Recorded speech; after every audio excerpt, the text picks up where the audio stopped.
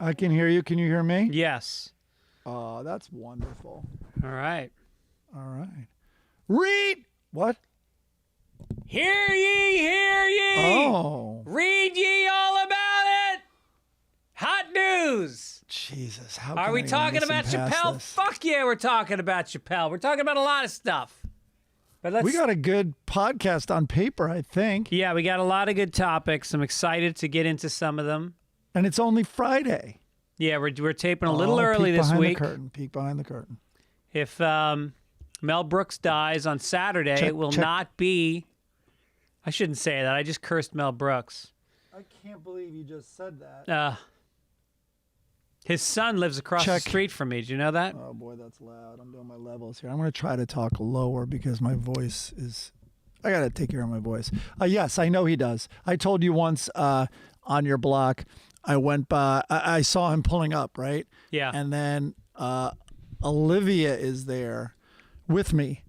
And I just said across the street, because I don't normally like doing this. I'm like, "Hi, Mr. Brooks." And he waved. And I'm like, "Oh, I had just seen him." I go, "I saw you Tuesday at the Blazing Saddles screening. The one he had a Blazing Saddles screening downtown. And I just want to thank you. I'm a comedy writer, and I think you had a hand in that and all that."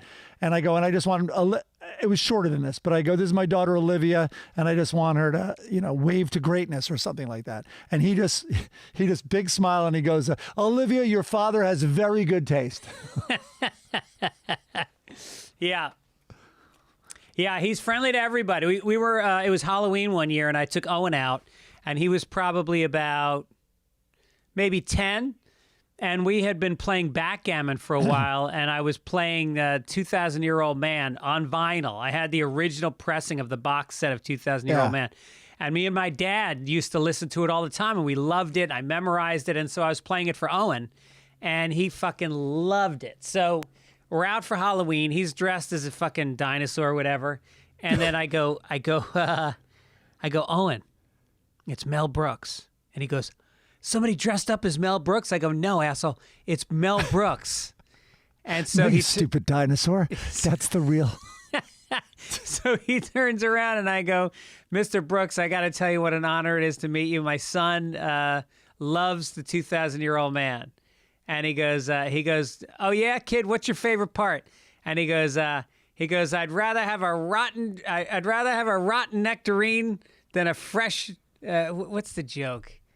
It's about how much he'd rather have a rotten nectarine than a fresh peach or something crazy. And Mel Brooks is like, "I can't believe this little kid knows." He goes, he was just very sweet. We took a picture with him. It's on our mantle. We got a picture of him with Mel Brooks on the mantle. Oh, that's great. Yeah. I mean, what a legend. Who's Holy more crap. of a legend than fucking Mel? By the way, I looked up his net worth the other day because I was just wondering what his son's going to inherit someday. Guess how much he's worth? You can't believe those, though. No? No, I mean, no, they're crazy. I mean, some celebrities even post like, "Wow, I'm rich," like, and they're looking at the number, But what does it say? $100 million. I mean, I think he owned all his movies. I think he had ownership in his movies, and he had big movies. Plus, he had music. He wrote a lot of music, which got played a lot. He made an appearance. He came in, and I worked with him on James Corden, so that's $850. Plus residuals, like $6 every time it reruns in China. Yep. By the way, seems like we're all going on strike on Monday. Oh, here it is. Here's the line. Chris just put it in. "I'd rather eat a rotten nectarine than a fine plum." What do you think of that? Yeah, that's what he said. Yeah, I know. I was hanging out with our friend Carla, who, is a wardrobe designer. You know Carla, yep. Kim and Carla. Mm-hmm. And she was in tears. We were at a party on Saturday night, and she was crying in the corner. Because I wasn't invited? Sorry, go ahead. Sorry, Dennis Gibbons. Yeah.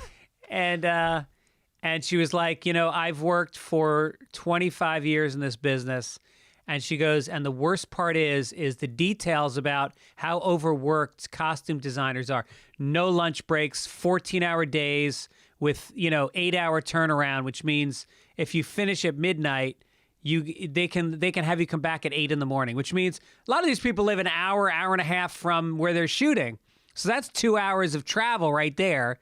Plus you got to take a fucking shower, eat a couple meals.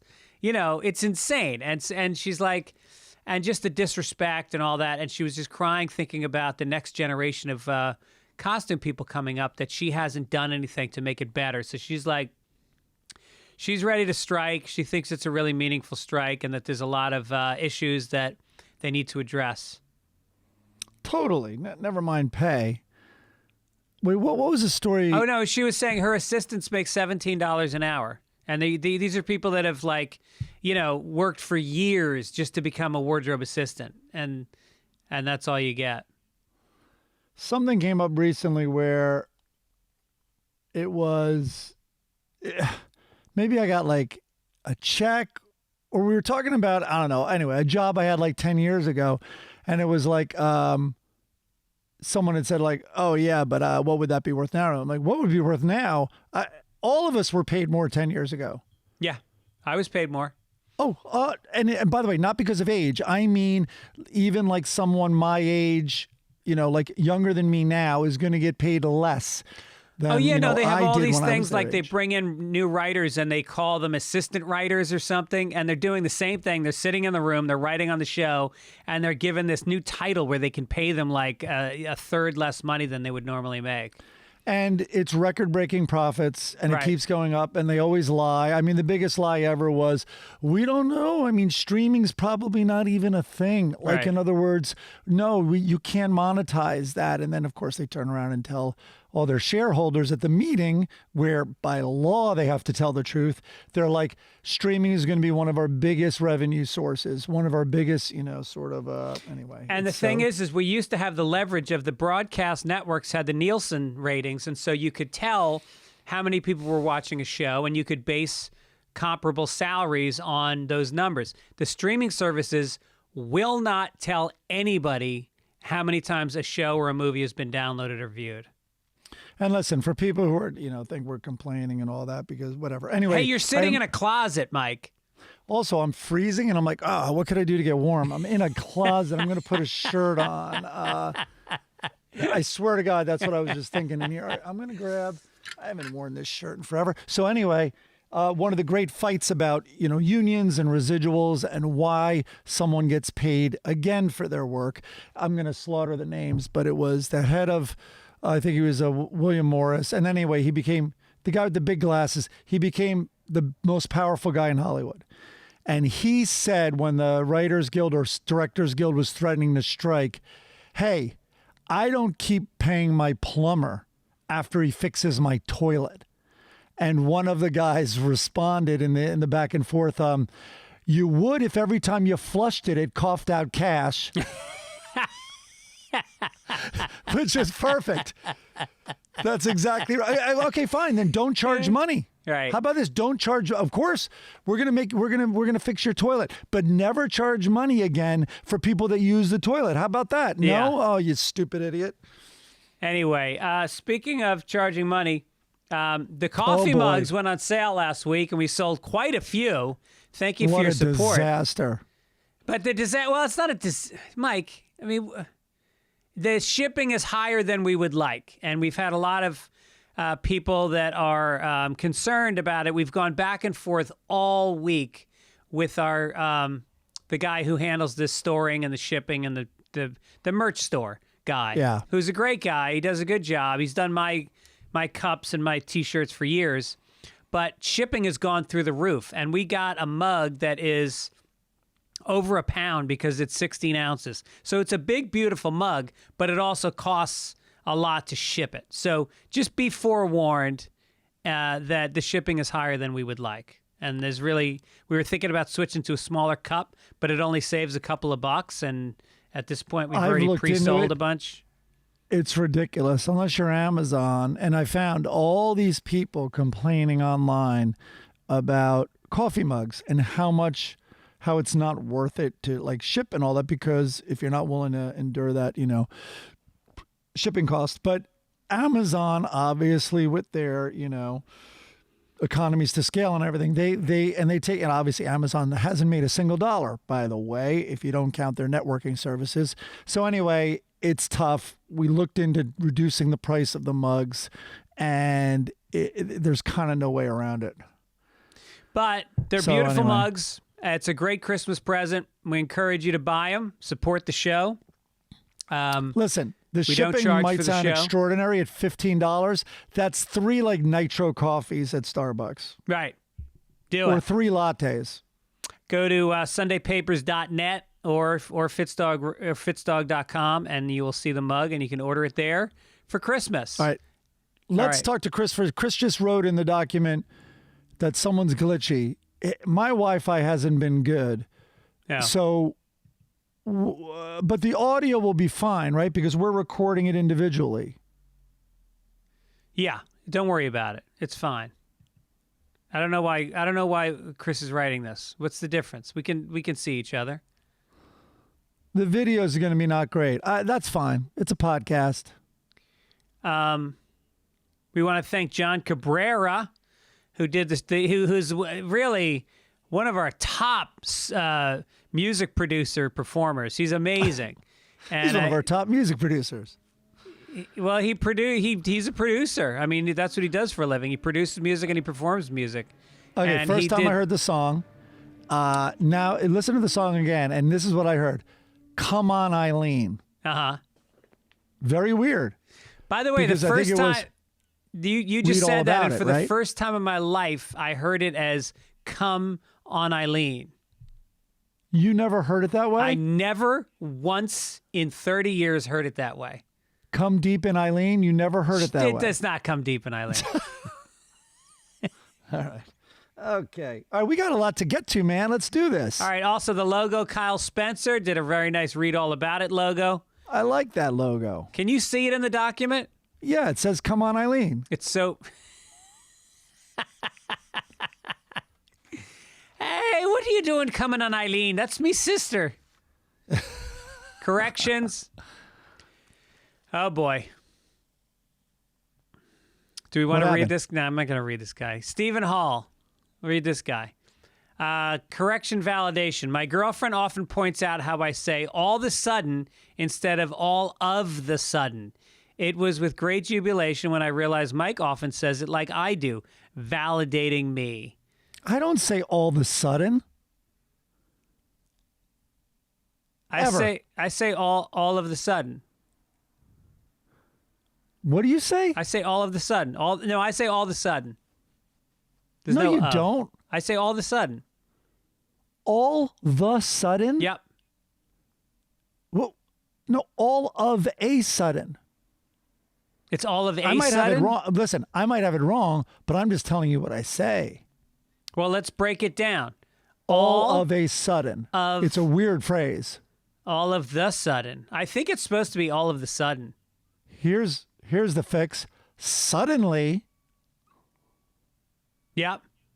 That But- sounds like the word in an adult novel. What do you call those? Young adult novels. All Well, of a there's sudden, a lot of them. Jimmy You know, had an there's a lot of erection. phrases. We've been over this, but there's a lot of phrases that don't, like champing at the bit was the original one, not chomping. That was a which is- big storyline on. There was a TV show where the guy went off about that. You've got another think coming. What? Nobody fucking says another think coming. I know no one does, but that's the origin. It's not thing. Judas Priest had it wrong. No. Yes, sir. You've got And another think coming is the You've correct. got another think coming. Are you sure? Yeah. Why don't you think again about it? I think you have one coming. And then my little pet peeve Your think? is too many people in my life say on accident. It happened on accident. I hate that. And I looked it up because I say by accident, via accident. By no, accident. it's by accident, of course. And Yeah. we talked about, I think, online or inline, but I never put it together on accident. The reason people are saying on accident is because it's the opposite of on purpose. Ah. Right. But I would it's not hate on to be accident. somebody from another country learning this fucking language. It is brutal. I hear it's like the worst language to try to learn. Hey, look, did Chris just write that in there? It's all of a sudden. Okay. On a Sudden is an historic but outmoded variant. Um, All of a sudden is the only accepted usage. Done. When I was in college, did you ever meet my freshman and sophomore year roommate, Mooney? Mark Veneris? Mooney? I don't think so. You probably met him, but whatever. I didn't really hang out with him as much junior and senior year. So anyway, he was from Connecticut and nicest guy in the world. Mark Veneris, shout out. I think he runs the Rainbow Cleaners now in Hamden, Connecticut. Wow. And he was a great roommate. That's specific.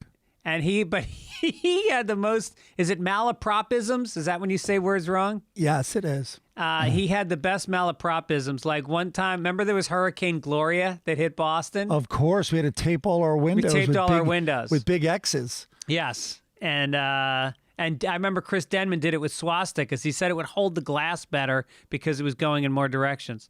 He's like, this is a functional X. Yes. I don't know what you guys are doing. And so after that, there was a tree that had like wood holding it up, and he said they had to reimburse that tree, and he once asked me for a vanilla envelope. Those are great. Kids say the darndest things, and by kid, I mean a 19-year-old adult. We called him Mooney because I moved into the room and we were in a triple. It was originally a double, but there was a housing shortage, so they turned it into a triple. And I walked in and the kid's got fucking tapestries on the wall, Grateful Dead posters. He's got this little mustache and a guitar. And I was like, all right, this is going to work. I'm in. And so we took mushrooms. Like the first week of school, we took mushrooms. And he sat out in the quad, at the sleeper in front of Sleeper Hall. And he literally started howling at the moon. It was a full moon. And so for 4 years, we called him Mooney. That's fantastic. You did a lot of drugs your first week. I did crank with Dan Brickner the first night of school. First night.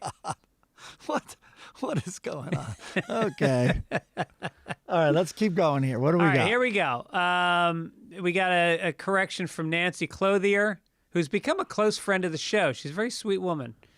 She says, Viggo Mortensen is not a European actor. While he is of Danish descent, he was born in New York. I like to hear that. That's a good correction. Yeah. And he does have dual citizenship, though. Denmark is the place, man. Whenever they're talking about, well, it works in Denmark, whether it's like socialized medicine or high minimum wages or maternity and paternity leave, like they got it fucking locked down in Denmark, man. Well, good luck to them then. That means, now that England has shut their borders, they're all going to go there. They're going to go to some place. All oh God, I'm so illiterate. What does it say on the Statue of Liberty? Bring us, you're tired, you're poor. Yeah, so all those people.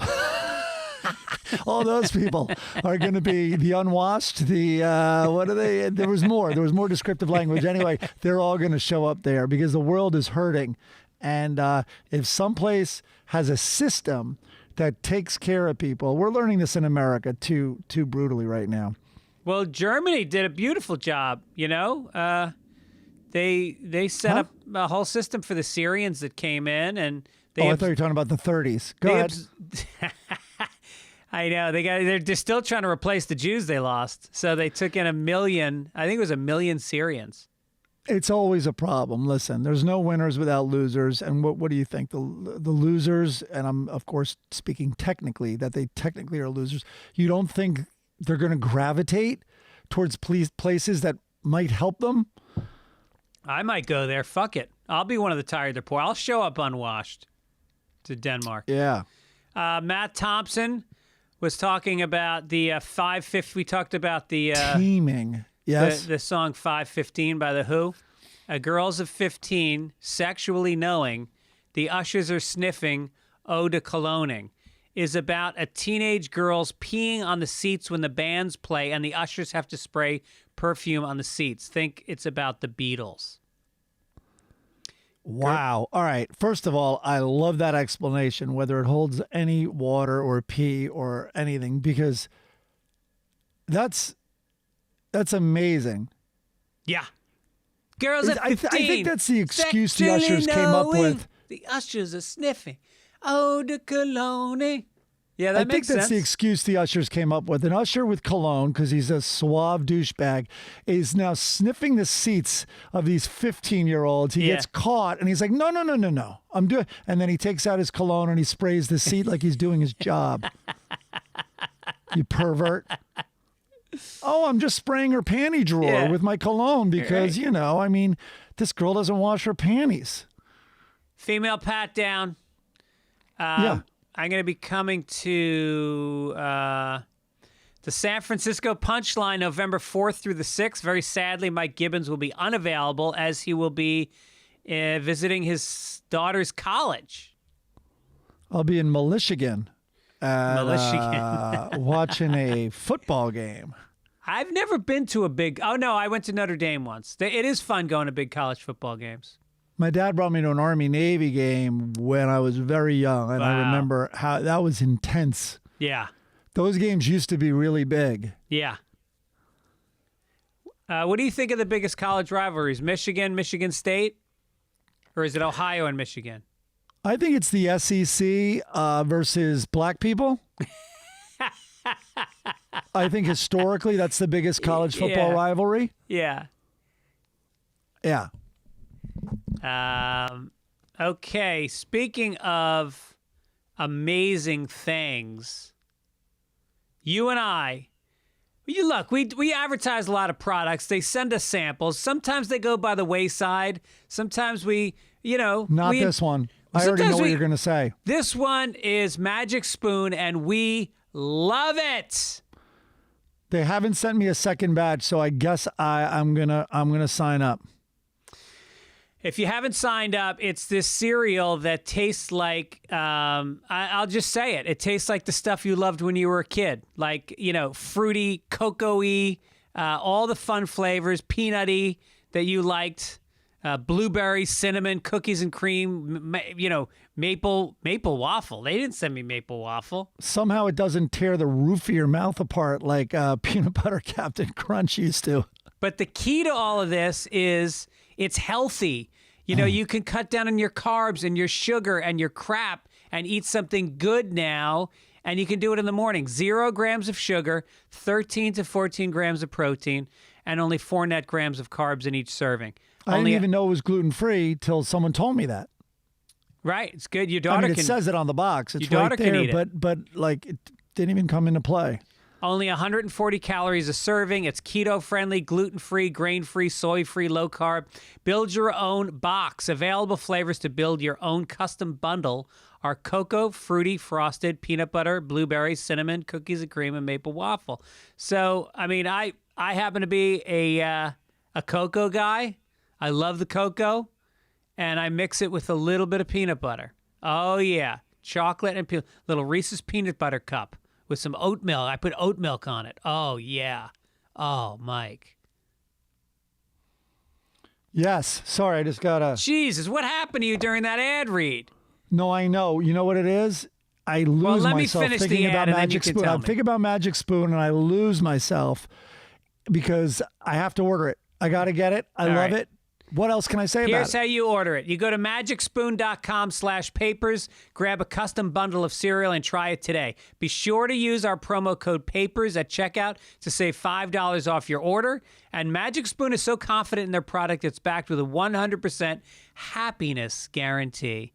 So if you don't like it for any reason, they'll refund your money, no questions asked. Remember, get your next delicious bowl of guilt-free cereal at magicspoon.com/papers. Use the code PAPERS to save $5. Thank you, Magic Spoon, for sponsoring the episode. It's funny. I always think about adults whenever we talk about them, but sneak it into your kids. Sneak it into the kids' fold. I've never even thought about that. Because then when they go to school, they're not going to crash at 9:45 and put their heads on their desk and start crying. Yeah, for me, it's always a nostalgic play, this Magic Spoon, kind of like you started the ad read. But yeah, sneak it into your kids' thing. Yeah. Do a blind taste test. That's what you should do. All right, let's crinkle some papers, Mike. It's time. Here we go. We're going to start off with no shit.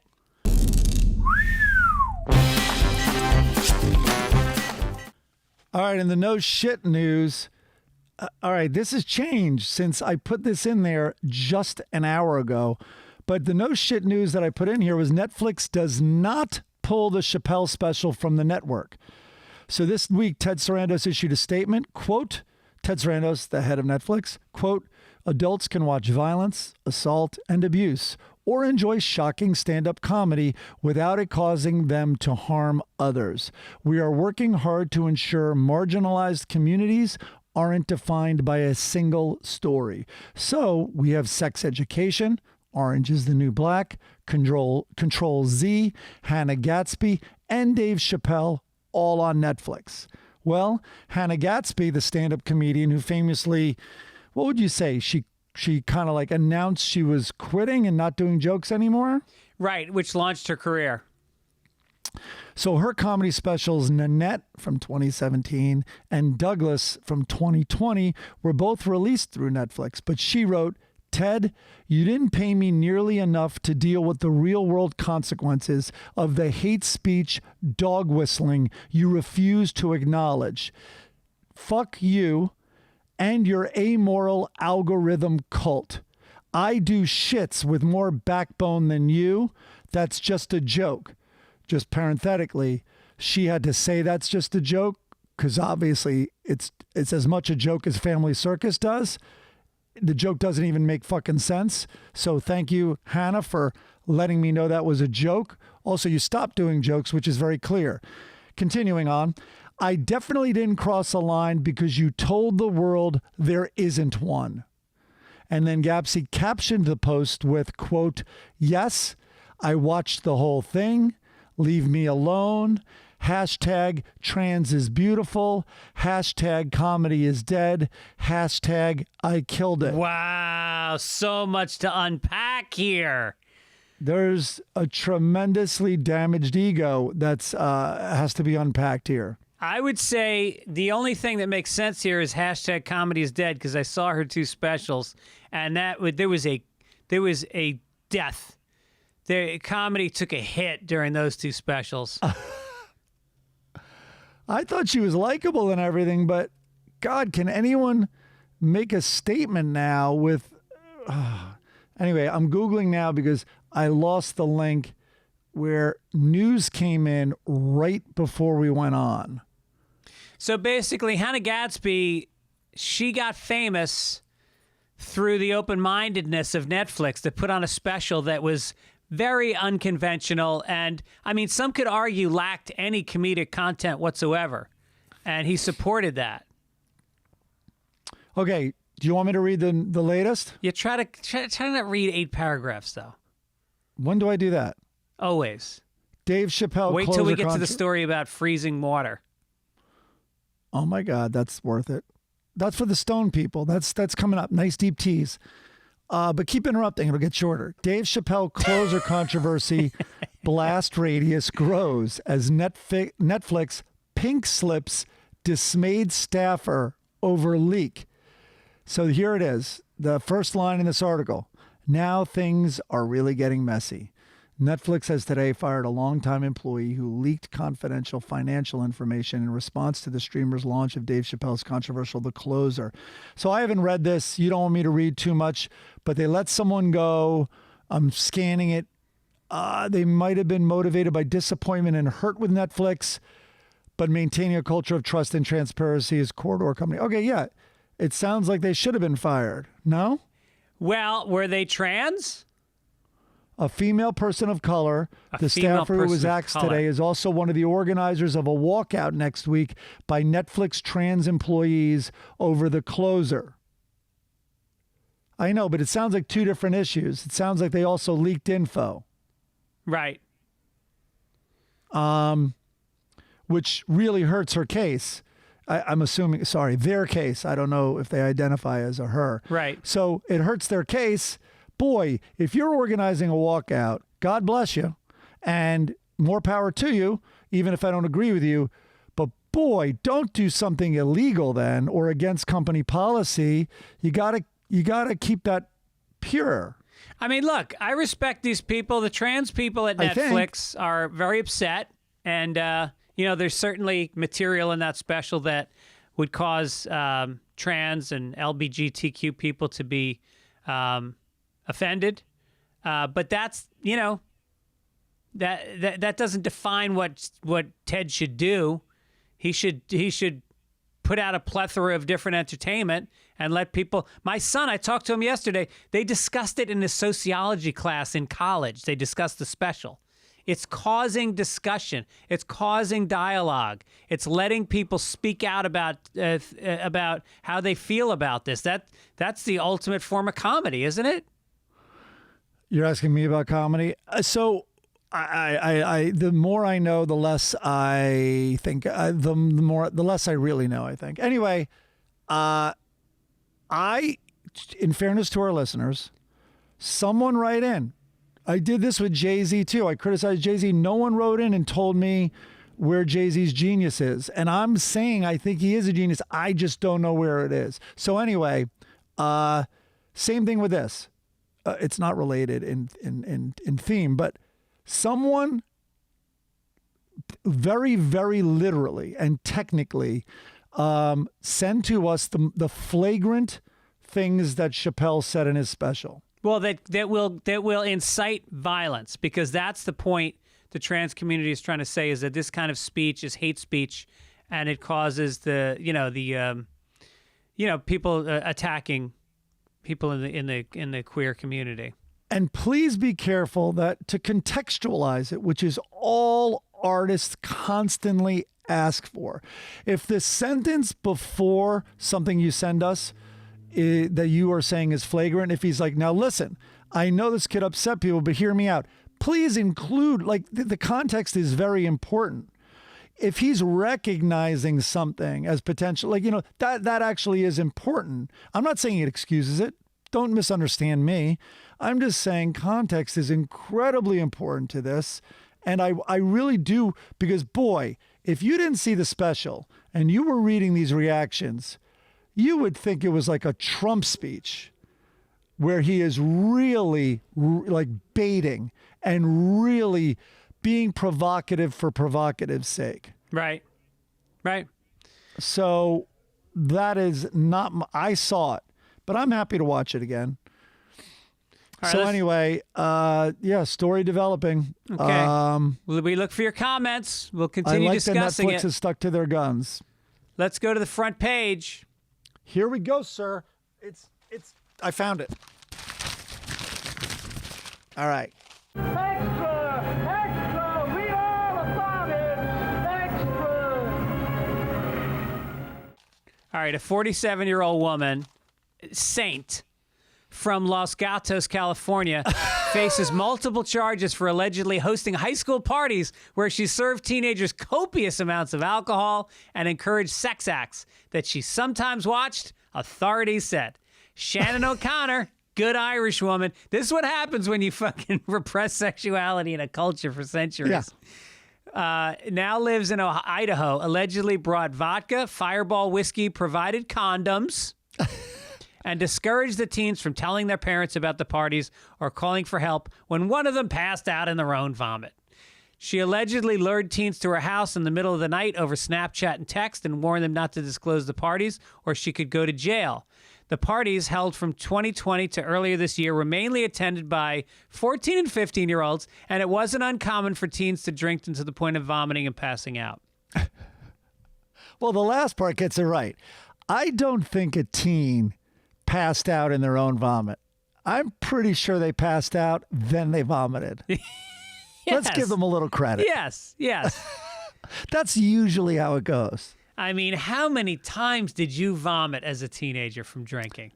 Oh, how about how often your head would hit the pillow and if you were not too drunk, you'd have to shoot right back up on the brink of throwing up to try to save it. Right. It was the worst. It's seasickness. It's the worst feeling in the world. I probably threw up 20% of the time I drank for the first couple of years.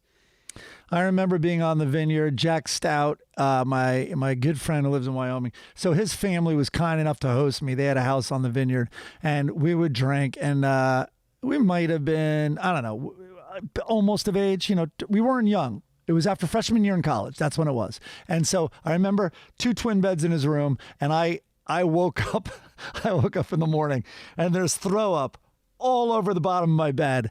And I, without any humor, completely, truly blamed him. I thought he got up and threw up on my bed.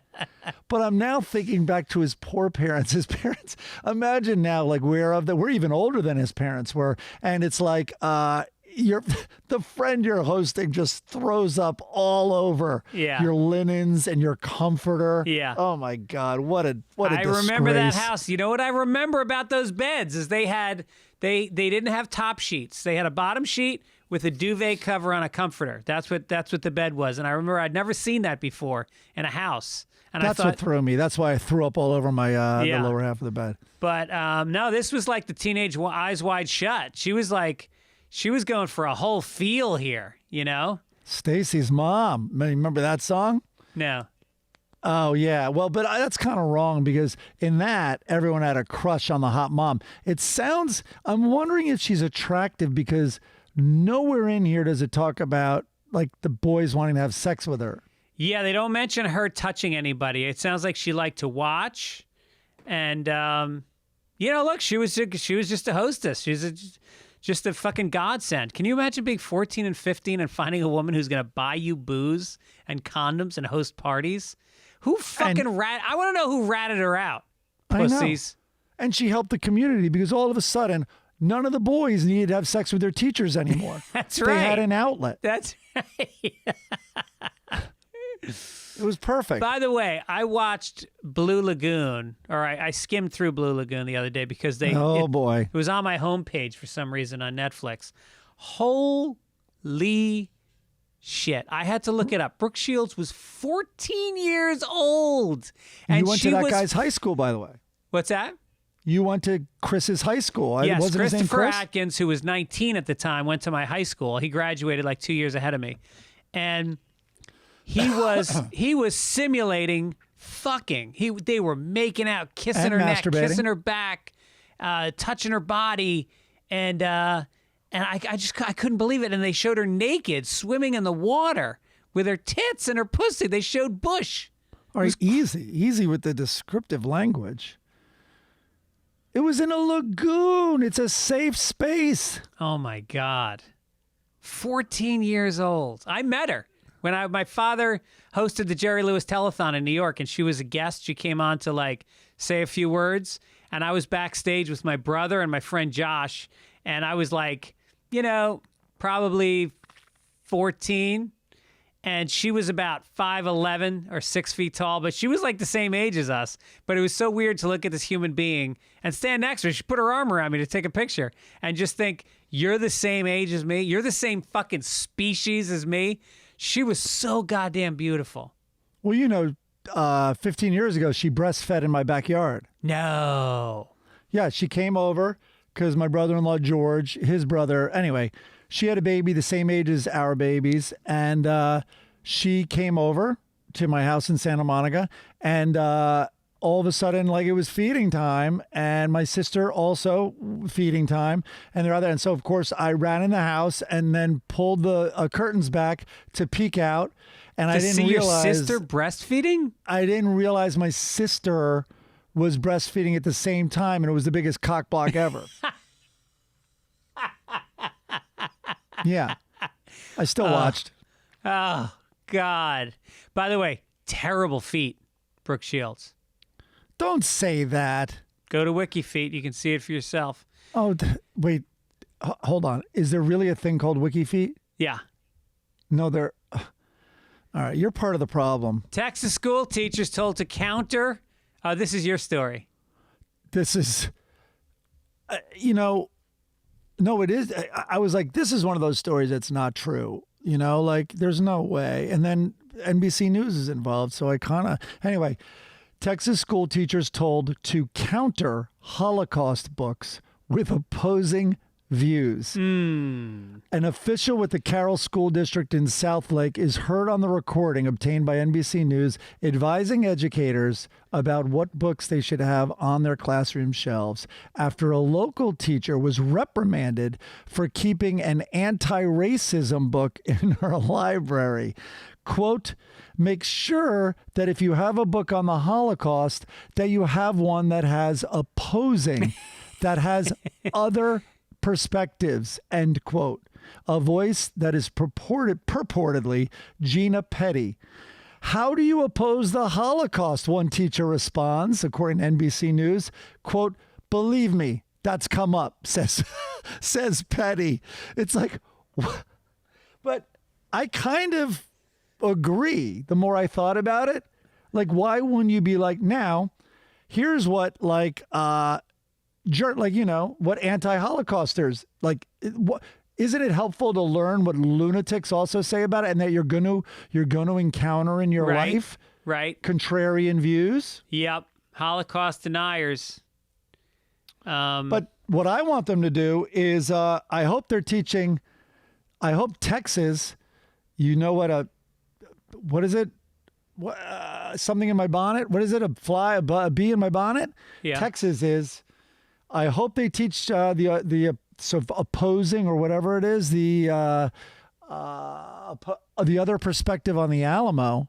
Fucking retarded Texans, if I may use that word. The Alamo. Do you know what the Alamo is about? Yes. What? Mexicans came to free the slaves. Hold on. First of all, it was Mexico. Yeah. It was Mexico, and the white landowners who were moving there with their slaves. Mexico then said, hey, by the way, we have a rule. Humans can't be property. And the white Texans are like, y'all go fuck yourself. And so this David and Goliath myth that they came up with like the few white guys around all these Mexican sort of savages, is a complete bullshit. What the whites were fighting for was to own black people. Right. Exactly. It's a disgrace. Yep.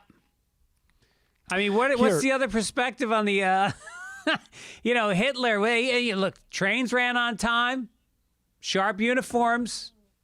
They started a lot of companies that are still running today. Volkswagen, BMW, Krups, all started by the Nazis.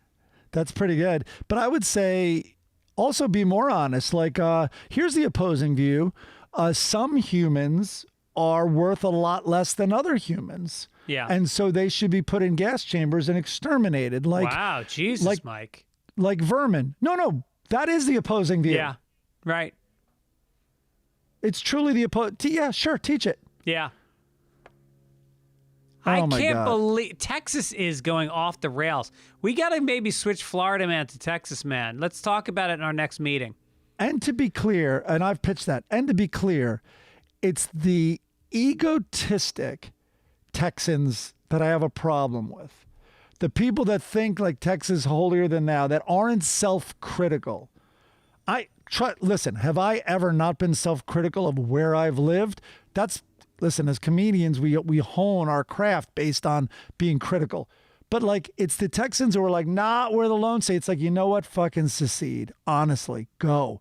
You're a and by the way, and you know what? Keep your oil. It's very forward looking. You'll do great. It's going to work out great in your desert down there, you fucks. Yeah. As your fucking land dries out because of the global warming that you're denying. And here's the Austin. Austin's named after, one of Texas, native sons, Austin. He's considered the father of Texas. He spent years fighting to preserve slavery from the attacks of Mexican abolitionists. It is clear that rather than a courageous stand for liberty, the white men fighting at the Alamo were battling their own people of color. Anyway, there are quotes from him that are from Austin. John Quincy Adams even said it was a war for the reestablishment of slavery where it was abolished. Anyway, look up Austin. Total douchebag. A year after announcing plans to introduce the McPlant burger, McDonald's is ready to test it out. The McPlant, featuring a plant-based patty created in partnership with Beyond Meat, will be available in 8 restaurants. While it may be attractive to vegetarians or flexitarians, strict vegans might be less interested.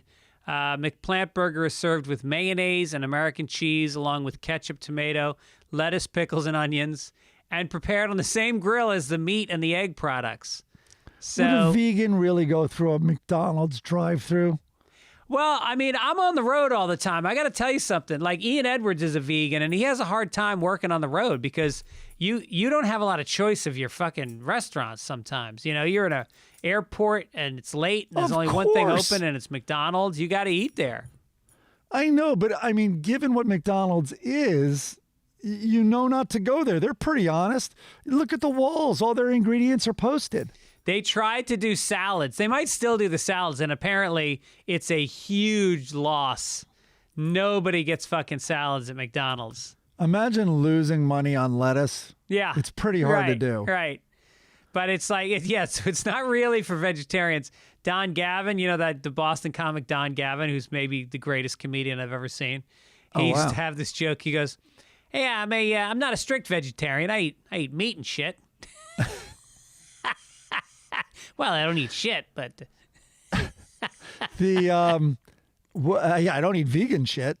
The Beyond Meat, though, you know, this is a play because McDonald's rival Burger King already has, I'm going to say it, the delicious Impossible Whopper. Is it good? It's so good. So listen, I hadn't been to a Burger King, I'm going to say in 18 years, more, 20. I mean, I don't think I was at one since I moved to LA, so that's over 20 years. People turned me on to this Impossible Whopper. It's listen, I don't know how healthy it is, but it's delicious. I'm getting one today. I'm going to get one on my way to my gig in Oxnard tonight. They're not a sponsor, but get the app. You can order it. It's waiting for you when you get there. And then there's crazy deals. Like, it's wrong how inexpensive it can be. All right. But I'm still waiting for McDonald's to admit that the McNuggets are, you know, that little triangular little piece that used to be over the asshole of chickens? Yeah. I think that's what they snip into boxes of 6, 9, and 12. That's the McNugget. That little fatty tissue flap that looks kind of like a heart. They used to hang over the chicken's asshole. I think that's what McNuggets are. I never watch any of these anti-meat documentaries because I know I'll have to become a vegan or I'll have to become at least a vegetarian because you can't win that argument. Absolutely. Yeah. Absolutely. Lindsey Graham, speaking of not winning arguments, he said in an interview with Fox News host Sean Hannity, that never ends well, that, quote, "We had 40,000 Brazilians come through the Yuma sector headed for Connecticut wearing designer clothes and Gucci bags. Usually when you go to the border, you see people who are dressed really haggardly and who look like they've been through hell," Graham told the Post. This time at Yuma, there were dozens that looked like they were checking into a hotel and smartly dressed. Hurry up. We have an influx of influencers at the border. Bishop provided photos of the luggage Graham saw on his trip to the Post, which the newspaper noted did not appear to be Gucci. And what's with all these Brazilian women with the ass and the boob jobs? Where'd they get the money for that? They're Brazilian. Look at those canvas Gucci sacks. Look at them. I bet the men have tight Brazilian waxes and big meaty cocks. Oh, no. Dude. I mean, 40,000 Yeah. going to Connecticut? Well, he patches together information. Like, apparently there have been a bunch of immigrants coming to Connecticut recently. So he took Brazilians. He somehow took Gucci. I don't know where the fuck he got that from. And he puts it all together into a conspiracy. And then Fox News launches it. And then the Post confirms it. And then half of America starts believing it. Yeah, it's like, look over here. Don't dare look at what Trump's up to. Not long after arriving at the small single-story house in Portsmouth, Virginia, this guy reportedly bought sight unseen. 84-year-old. Oh wait, it's 84-year-old guy Albert Baglioni bought a house, and then he was found dead inside. So was his real estate agent, 41-year-old Soren Arne Olschlegel. Baglioni is believed to have killed Arne Olschlegel before turning the gun on himself. Oh, I thought he asphyxiated trying to pronounce his realtor's name like you just did. Denmark, baby. Why would he leave? Online records show the 750-square-foot house was purchased for $160,000. Holy shit. I can get a house wait. for 100. I'm going to Virginia right now. That shit is available. Dude, 750 square feet. That's a Virginia. small You're house. you're outside all the time. It's enough for a corpse. Bring a mop. Just bring a mop. Just have razor blade to get up the yellow tape outline of the body. Talk about buyer's remorse. Jesus. I'd say, why would you buy a house to kill yourself in? It's called a hotel or a motel Exactly. or an Airbnb at least. Yeah. And it puts a stink on the house. Good luck Sure. selling that house. Sure, a Well- little bit higher cleaning fee. I get it, but Yeah. you didn't buy the house. Maybe the realtor should have told the guy about the 6% commission ahead of time. I can't take it. Let's see. I'm going to kill myself. I guess I got to kill you before I kill myself. Okay. Maybe he just looked up and he went, holy shit, I just paid 160 grand for 750 square feet and I live in Virginia. Glad I wonder if that gun's still in my glove box. Okay. Local news.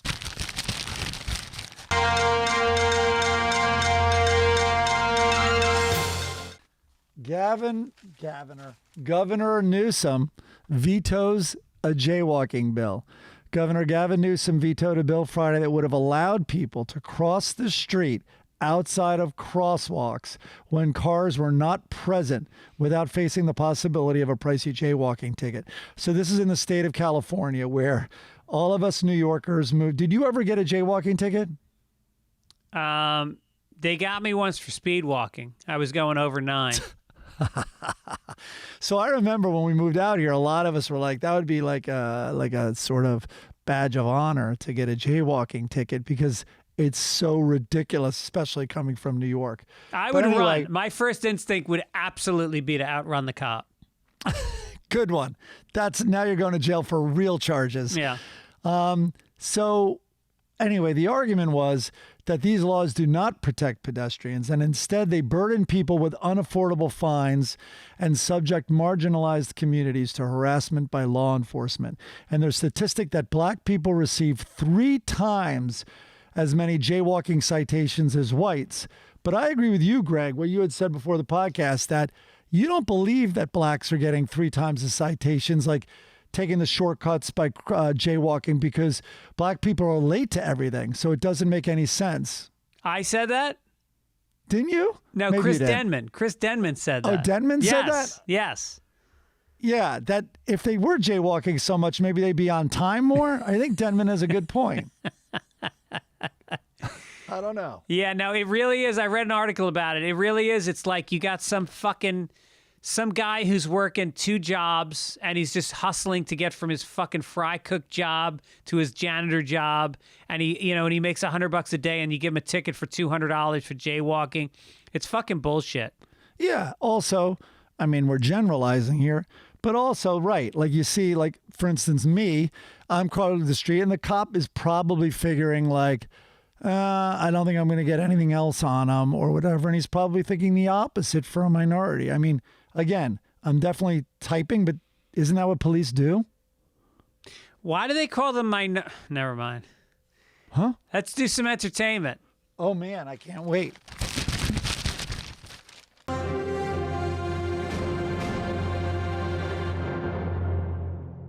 All right. Where are you on Squid Game? Almost done. I got 2 episodes left. I kind of didn't watch the last one. It was spoiled. I told you I fell asleep and then I woke up and I saw something that, kind of explained the ending. Oh. But Mark Norman, you know him, right? Love Mark Norman. Yeah, so do I. Mark Norman had a great tweet this week. Squid Game is really lacking in diversity. They have 1 North Korean. That's their diversity. Yeah. By the way, I find that North Korean girl to be so strikingly beautiful. Did I miss something? She's North Korean? Yeah, she just escaped from North Korea. Remember, she was her boyfriend was in the orphanage, and now she's trying to bring her mom out of North Korea. Yeah, I didn't watch it so closely. It was so slow. It's like, just get to the games. Yeah, they would like repeat. It's like, I know how these have to be set up. It's like, oh, we got to learn to care about this character. So talk about his mom who's struggling. Okay, don't tell us about the mom 3 times. Keep it moving. Yeah, I do think it's funny because I've seen Korean people my whole life talking, and they're very animated speech patterns as a culture, and it's funny to see the chyrons, the texts, Yeah, the subtitles, the closed caption, the Jesus. subtitles, and just to see what they're saying that's so animated, because it's exactly the same as what we would be saying, but just in a very heightened, extreme way. Okay, so Is that racist? of course, so you're not you're not listening to it dubbed in English. No, I heard that's terrible. It's the worst, but visually, I was so impressed with it. Clearly, the art direction is really, really cool. Yeah. So I was like, I don't want to keep reading. So I know, it's bothersome. So I want to look. Yeah. Because definitely there were some artists involved in this. A lot of it's very good looking. So I put on the dubbed in English. The actors are so atrocious. Yeah. So atrocious. Right. And there must be obviously there's something going on where they don't know. It makes the actors look, the English voices make the actors look so bad. Yeah. But maybe they are. It's lost in translation for sure. No, I can tell they're good actors. I mean, I've watched a lot of foreign shows lately just because I think I've seen everything on TV. So now we're watching we watched Call My Agent in French. We watched a Swedish show called Love and something. And it really fucking bugs me. I hate it. But what am I going to do? I watched everything. Oh, Succession starts this week. This is my theory. So I'm the guy. I have to translate this, right? Or whatever. I'm an English-speaking actor, and they give me the words to say in English, and then I'm looking at the screen, and I have to, this is like a subtitle. I don't even know what I'm saying, but it's a session. It's an audio session. I'm in the profession, and I am seeing this guy. I think the lead actor overacted like crazy, so I'm going to overact. You know what I mean? Yeah. I have to match what I'm seeing. Right, right. So it's like, what old man? Like all of a sudden, I'm like, did zoinks? Yeah. Because that's what I'm seeing. Yeah. Yeah, he was a little over the top, and so was the woman who was the... Oh, she's the worst. She's the worst. Okay, so you haven't heard her. Wait till you hear her. She's like, what are you doing? The one that slept with the guy? Yeah. It's horrendous. Yeah. Yeah. But I can't wait for Succession. It's back, I think, on Sunday. Are they going to roll them out one a week? Are we going to have to wait every week? That's what it's HBO, right? That's what HBO does. I kind of enjoy that. It's kind of a nice break from binging to have to wait a week to see an episode of something. Sometimes I can't keep it straight, though. I think we talked about James Bond last week and the tragedy of Macbeth, but I did watch something on Netflix, Bad Sport. Oh, yeah? It's a documentary series about corrupt sports scandals. I think we talked about this last week, didn't we? No, I talked to you about it during the week. Oh. So the first one was about, the second one was about figure skating, and I totally forgot the figure skating scandal in Salt Lake City between the Canadian team and the Russian team. And it's amazing. And the Russians are accused of cheating, and I guess the accusations are so believable, and they are, that anyway, I don't want to ruin it. It's really interesting. That was the third one. The second one you have to see. The second one I had never heard of. It's this hick who moved from, I think, South Carolina or something to Florida and decided he liked auto racing. Well, he also liked dealing pot. Well, how's he going to fund the most expensive hobby ever and sport ever, which is not only NASCAR or whatever racing, he had a Porsche, but then he gets to Formula One. Well, you got to sell a lot more pot. It's amazing. That's all amazing. I'll say about it. He is such a charming character. It's incredible. I can't believe it's a true story. Well, it's like that Cocaine Cowboys where they raise all the money to buy race boats with cocaine and they become champions. This is bigger than that. Wow.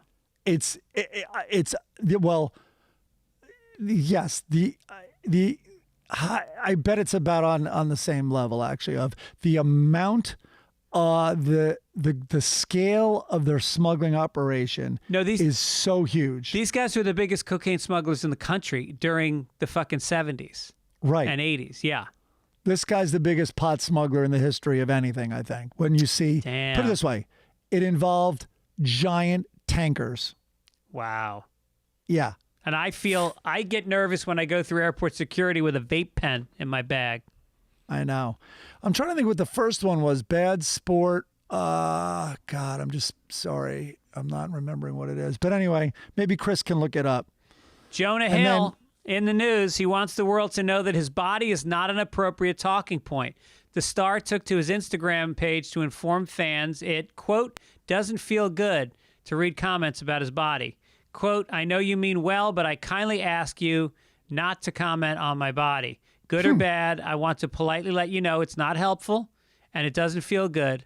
Much respect. And then he wrote, I particularly resent the guy who yelled out of his car, get him to the Greek diner. Okay. I also had a real issue with the guy who said, why don't you get a Hail Caesar salad? Keep going. You're eating like a wolf of Wall Street. Keep going. I'm gonna send 21 Barely Jump Street. Okay. Listen, what's the skinny here? I guess fans were laying it on kind of thick. Oh boy. Listen, it's a big problem. I mean, this is heavy stuff. Obviously, he was an easy target. There's really no way around it. I'm sure it weighed on him. I mean, come on. It's hard for him to pick himself up. He just wants to feel lighthearted. What? The Rolling Stones have made a decision to drop the song Brown Sugar from the set list of their U.S. tour. It's been hailed as a victory, with previous performances of the hit labeled insensitive and a prime example of entitlement. I'm furious. What? I'm furious. It's a victory. Keep going. Its success is thought to have overshadowed the song's references to slavery, sex, and drugs. Yes, it does reference them, you fucks. Critics have said the track contains, quote, some of the most stunningly crude and offensive lyrics that have ever been written, and that it is gross, sexist, and stunningly offensive towards black women. Music producer Ian Brennan said it glorified slavery, rape, torture, and pedophilia. Thus, Ian Brennan, the definition of a rock and roll song. Huh?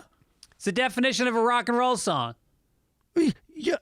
Holy fuck. You know that's like saying, oh my God, All in the Family is the most racist, bigoted thing ever. Yeah. It's like, holy shit, do you have any idea what satire is? Do you remember back when we were in high school, the Rolling Stones had to drop Under My Thumb because of all these women protesting outside? Oh, did they? Yeah.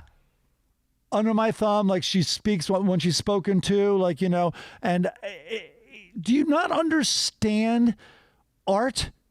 We are in such fucking trouble if I'm the voice of reason, honestly. Yeah. By the way, hey, why are all you guys outside protesting this Talking Heads concert? You didn't hear? He's a psycho killer. Yeah, right. He's a psycho killer. Yeah. He's going to kill people. Yeah, let's get rid of the Beatles song "Run for Your Life." Yeah, you know, how about all the women protesting? Like, oh my God, Cyndi Lauper. No, she's wrong. Girls don't just want to have fun. That's not what it's about. Yeah, right. Holy fuck! I can't. And then people get it wrong. The other way. The best is, we're gonna get to it in a minute. The Dodgers won, right? Every time the Dodgers win, this whole mentally what can I say now? Brain Damaged City starts singing I Love L.A., the Randy Newman song. Yeah.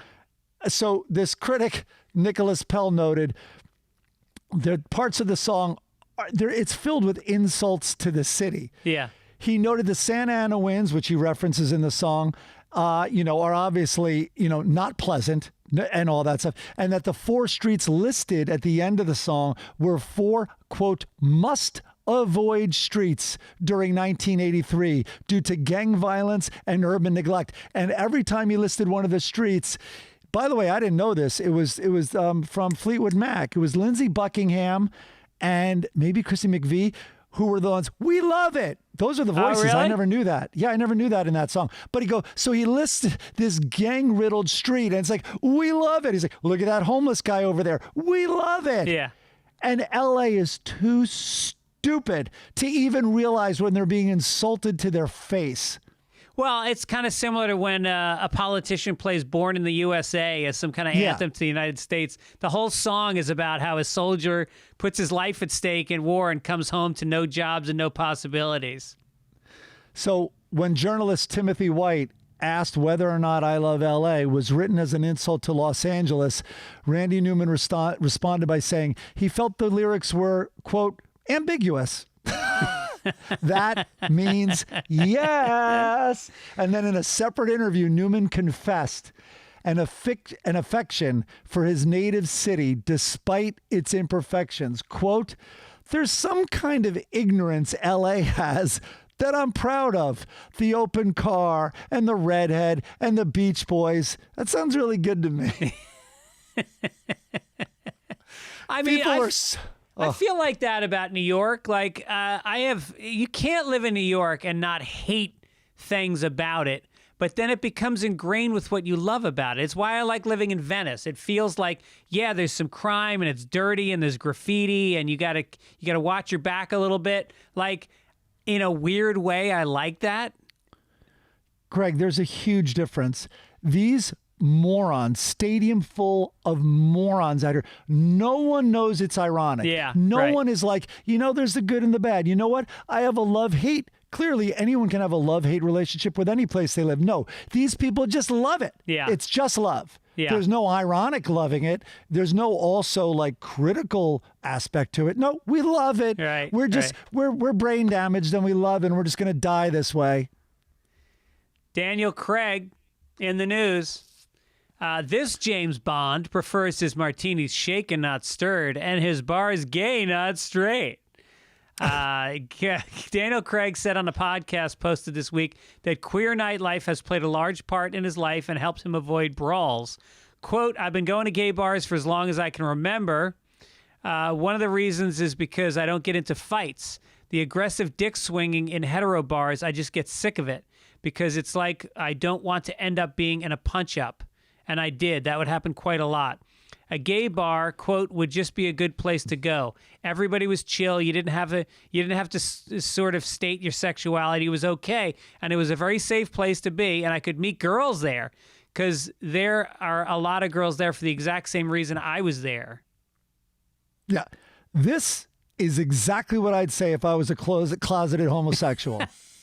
Exactly. Word for word. This is the textbook. Yeah, right. Yes, everyone goes to gay bars to meet girls. Everyone, of course, Craig. Right. Yeah. Daniel. I mean, look, I've always thought he might be gay because of the whole double first name thing. Anytime you have two guys right next to each other, Elton John, George Michael, Tom Cruise, Lenny Bruce, Moby Dick. But honestly, I don't think Daniel Craig's gay, but this is, all right, there's a lot to unpack here. First of all, he's talking about, it's not like he's talking about bars once he became James Bond and people want to see how tough he is. He's talking about his whole life. How many fights are you getting into? How many, quote, swinging dicks are coming your way in a bar? I think maybe you're going to the gay bar. Maybe you prefer to wrestle men instead of punch them. I think that he looks like a guy who invites fights because he's too good looking and he kind of looks a little bit like a ruffian. I don't know. I don't know. There's something about he's got fight energy. You know, some people have big dick energy. He's got fight energy. I think you're right, but also, how often is he going? How often are you going to bars alone? He's British. That's what the Brits do. They go alone. What are you talking about? I mean, he's going to gay bars. He's going, to straight bars, as he calls them, I guess, alone so often and so often getting in fights that he has to go to gay bars to avoid this problem? Yeah. Right. I mean, he's not going with friends. It's pretty easy to avoid a fight if you're with friends.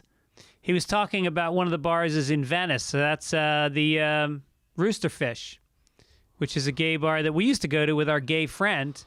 And well, our gay friend would always bring us saying, hey, it's straight night at the Fish. Yeah, Thursday night is straight night at the Fish.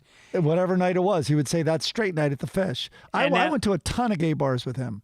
And yeah, he took me to one that was it was an aging drag queen bar in the Valley. It was all old transsexuals, and it is the most fun place in Los Angeles to go. And if you want an ego boost, all these chicks just come up and start hitting on you. It's beautiful. I find gay bars were the opposite. It was an ego crusher for me because, I mean, talk about, I'm assuming, I guess, a lot here. I think it's probably pretty easy to get laid in a gay bar if you're a guy. No one hit on me. Well, you got to go to the old ones. That's the key. No, I was young. I was 30s, maybe early 40s. And no validation, none whatsoever. I'd be in there with our friend. And anyway, all right, let's move on. What do we got? We got Florida Man.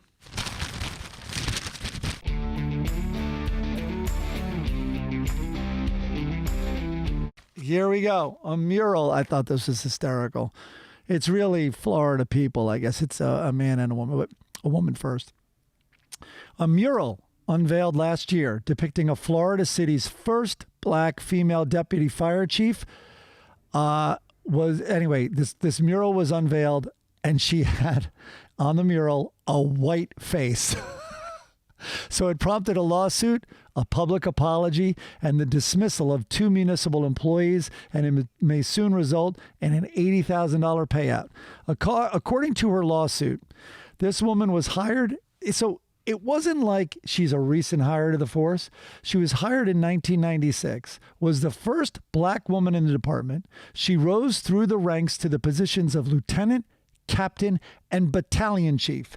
In 2017, she became a deputy chief, and she retired last year. The mural, which was supposed to highlight the history of firefighters in the city, was also to have featured the image of Glenn Joseph, a black former fire chief. His face was also replaced by a white face. Unbelievable. They're wearing whiteface. That's fucking crazy. But I want to see the artist's reaction when they told him, like, hey, listen, there's been a problem. Beautiful mural. You did a great job. Can you put blackface on these 2 people? Yeah, right. He's like, I don't think I can do that. Oh, you've already done enough damage. Trust me. Yeah. Don't all firefighters have blackface? I mean, the ones that are working hard. You're talking about Soot Gregory? Oh, right. You're talking about like Dick Van Dyke as the chimney sweep, kind of? Oh, yeah. Fuck. Which is from Fire, ultimately. I never did blackface. Did you? Not yet. Halloween's coming. There's always a chance. You don't have to wait for Halloween. You can kind of do it anytime. Wow. Okay, what do we got? International. Little international. Here we go.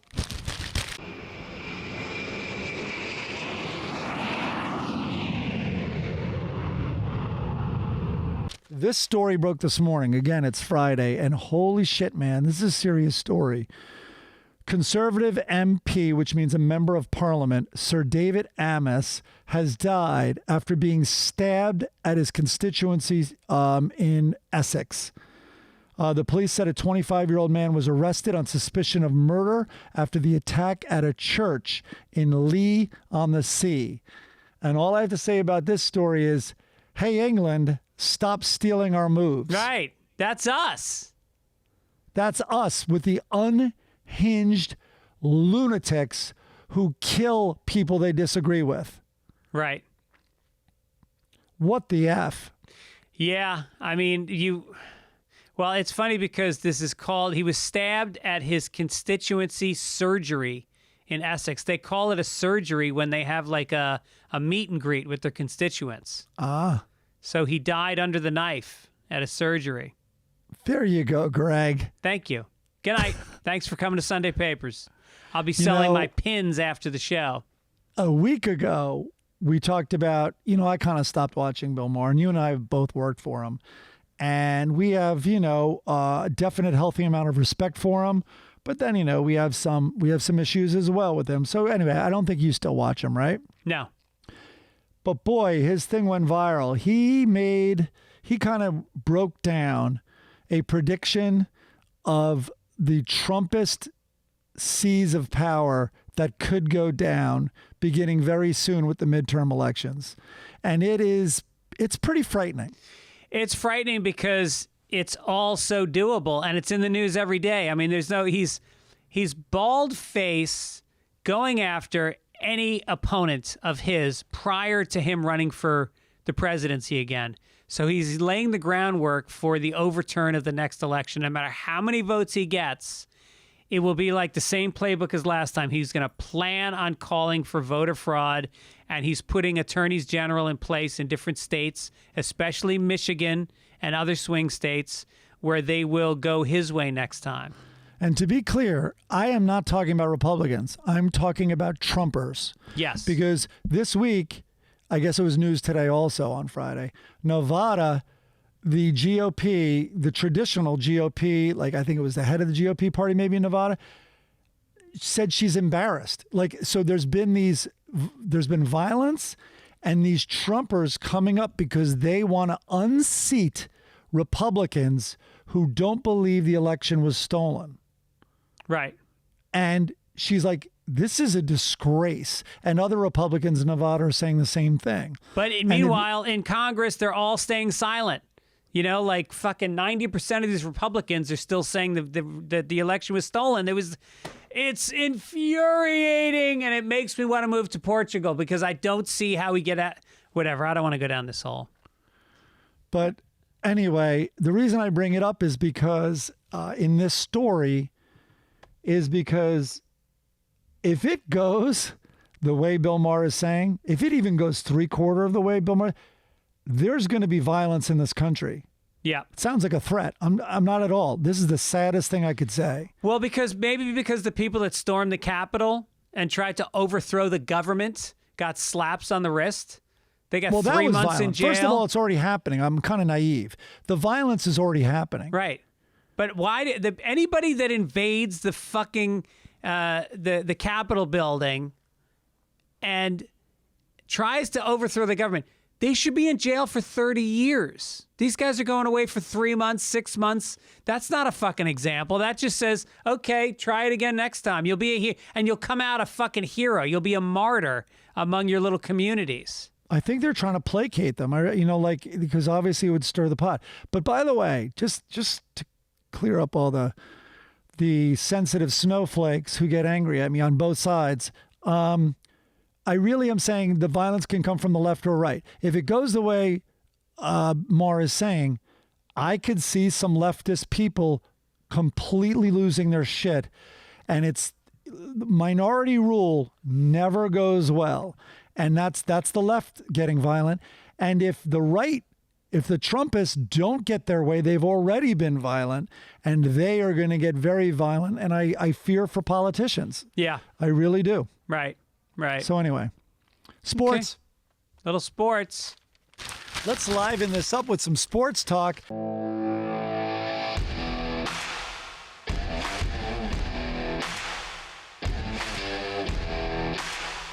You owe me $100, MFer. Motherfucker. You are so lucky you didn't see this game last night. Tampa Bay beat the Eagles by 6. The point spread was originally 6.5, and then it moved to 7, which is my theory, because so many people just are in love with Brady. They have to raise the point spread because so many people bet for him. So Tampa Bay has to give away more points. But there was this was a headline. A late 2-point conversion by the Eagles delivers a bad beat for Buccaneers bettors during Thursday Night Football. That was a headline on CBS Sports. Wait, so what happened at the end of the game? Did they just sat on the ball and let the clock tick instead of putting it across the end zone? Okay, yes, but before that, they drive down the field. Buccaneers had dominated the first half of the game and the third quarter as well. Anyway, finally the Eagles wake up. They drive down the field. They're losing by, I should be able to do this math quickly. I guess they're losing by 14, right? So they come down the field, they score 6, and then they go for 2, which was shocking. That's Just insane. keep in mind, Yeah. at that point I thought the spread was 6.5 still. And I'm like, oh my God, this is the difference in who owes the other one $50. Because if they miss it, which odds are you miss the 2-point conversion, then they're going to, it'll be 6 points. And I thought you had 6.5. Yeah. So anyway, I'm kind of getting some of this math wrong. But then the Buccaneers get the ball. They're losing by 6. They march all the way down to like the 7-yard line with 2 minutes left, and they sit on the ball. And it's first down, 6 or 7 yards out from the end zone. And I'm like, well, they're going to kick a field goal. Nope. They run down the clock because the Eagles had no more timeouts. Wow. You would have lost your mind. Ugh, I'm so glad I was out doing bad shows. Oh, my God. I did a show last night. Somebody invited me, hey, do you want to do this show? Whatever, we'll give you some money. Okay. And I show up, and it's at a hotel. And then I go, yeah, I'm here to do the comedy show. Okay, yeah, just take the elevator to the roof. I'm like, no! Not a fucking roof show.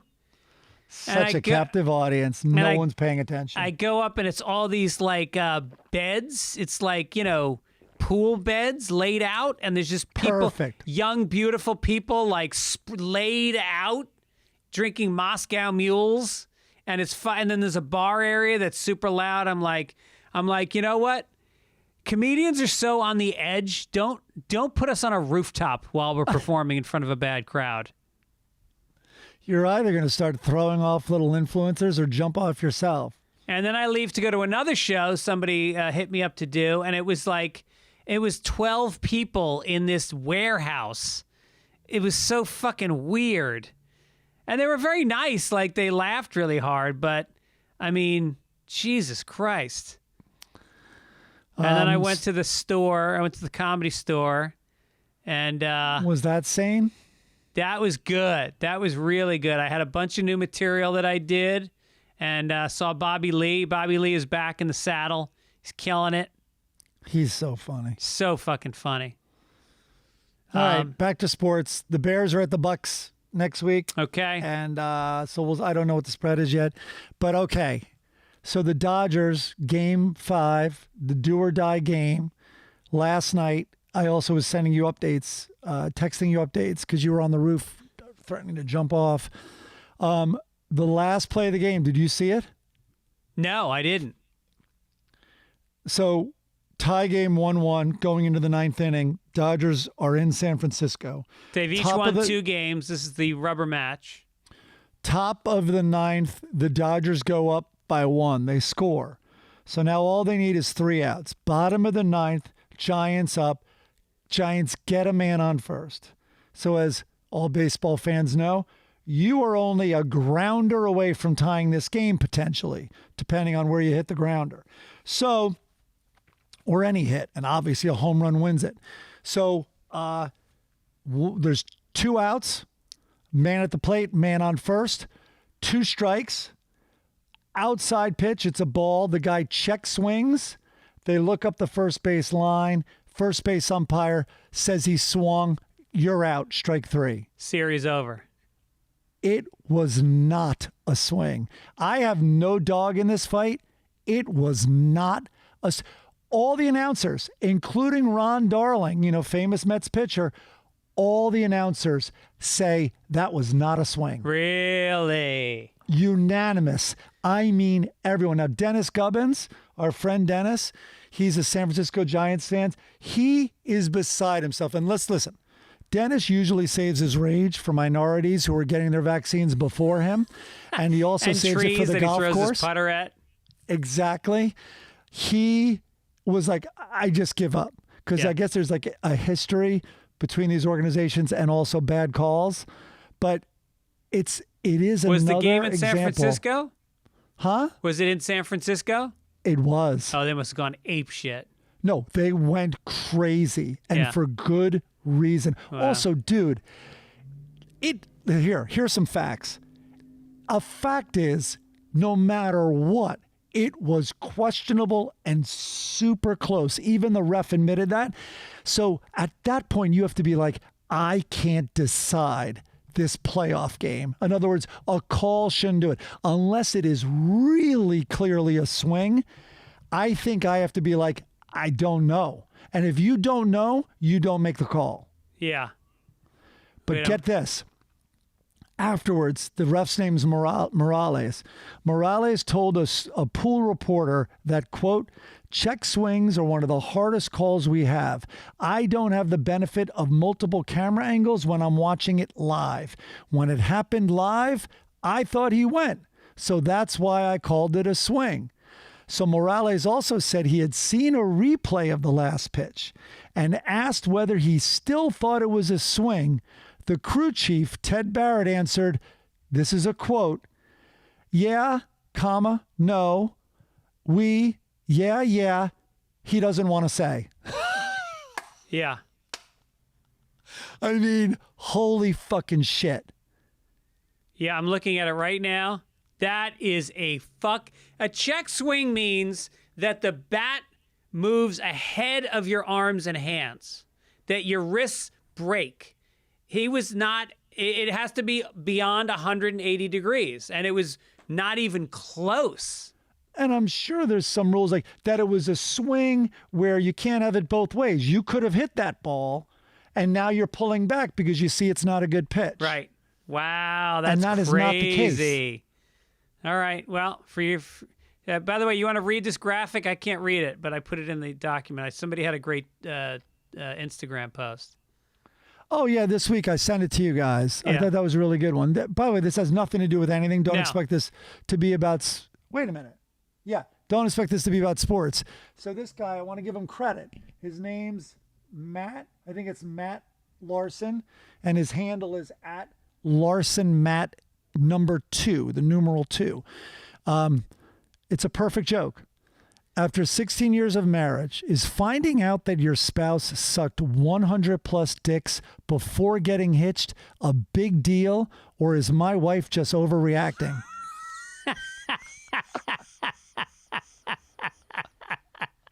I fucking love that. Yeah. All right, let's do some science. Okay.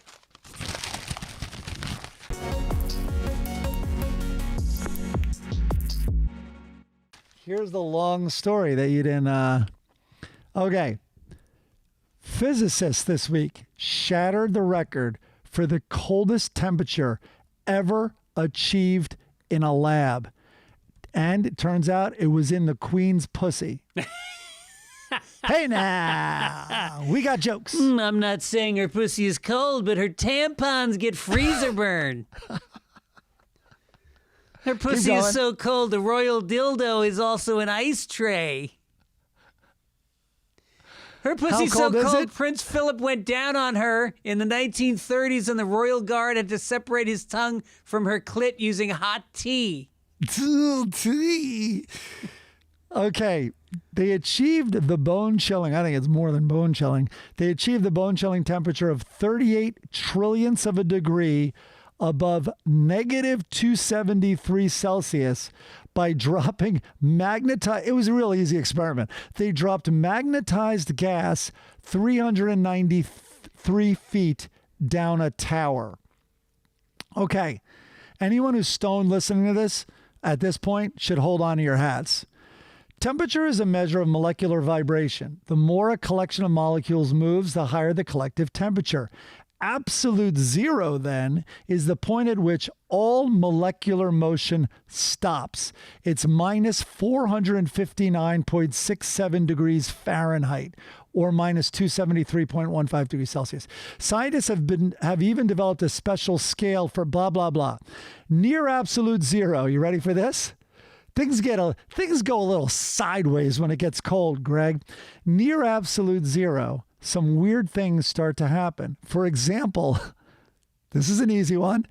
Light becomes liquid that can literally be poured into a container. Whoa. That's amazing. Yep. Supercooled helium stops experiencing friction at low temperatures. And so they have witnessed, at this cold temperature, they have even witnessed atoms existing in two places at once. Really? So we're idiots who are like, oh, but I'm sure they're like, so possibly maybe time travel is achievable at super cold But temperatures. isn't that what quantum physics is? That explains that atoms can exist in two places at once? Because I get so much pressure from you putting in long articles, I took that out. This is thrilling quantum physicists. Right. Because of exactly what you just said. So anyway, the coldest known natural place in the universe, again, the Queen's pussy, is the Boomerang Nebula. Where is this Boomerang Nebula? It's 5,000 light years from Earth, and its average temperature is negative 272 Celsius. How do they know that? How do they know? Not 270, 272. 5,000 light years away. But wait a minute. It says that absolute zero is 273 degrees Celsius, and this place is 272 degrees Celsius. So it's 1 degree away from absolute zero. It's balmy. You go there. Everyone who's over at absolute zero one, it's like going to Florida. Yeah, right. You retire there. Hey, I got to get out of here, man. This winter's killing me. I'm going to the Boomerang Nebula. My tan is faded too much. But I don't. I mean, that means traveling the speed of light. It takes 5,000 years to get there. 5,000 years. Going the speed of light. Going the speed of And light. they know the temperature there. Yeah. Maybe it's one of those thermometer guns. You know, those are pretty good. Yeah, those are good. Yeah, that kind of stuff. By the way, I'm not joking. I bet it is something like that. I bet it's a laser that they shot there or something.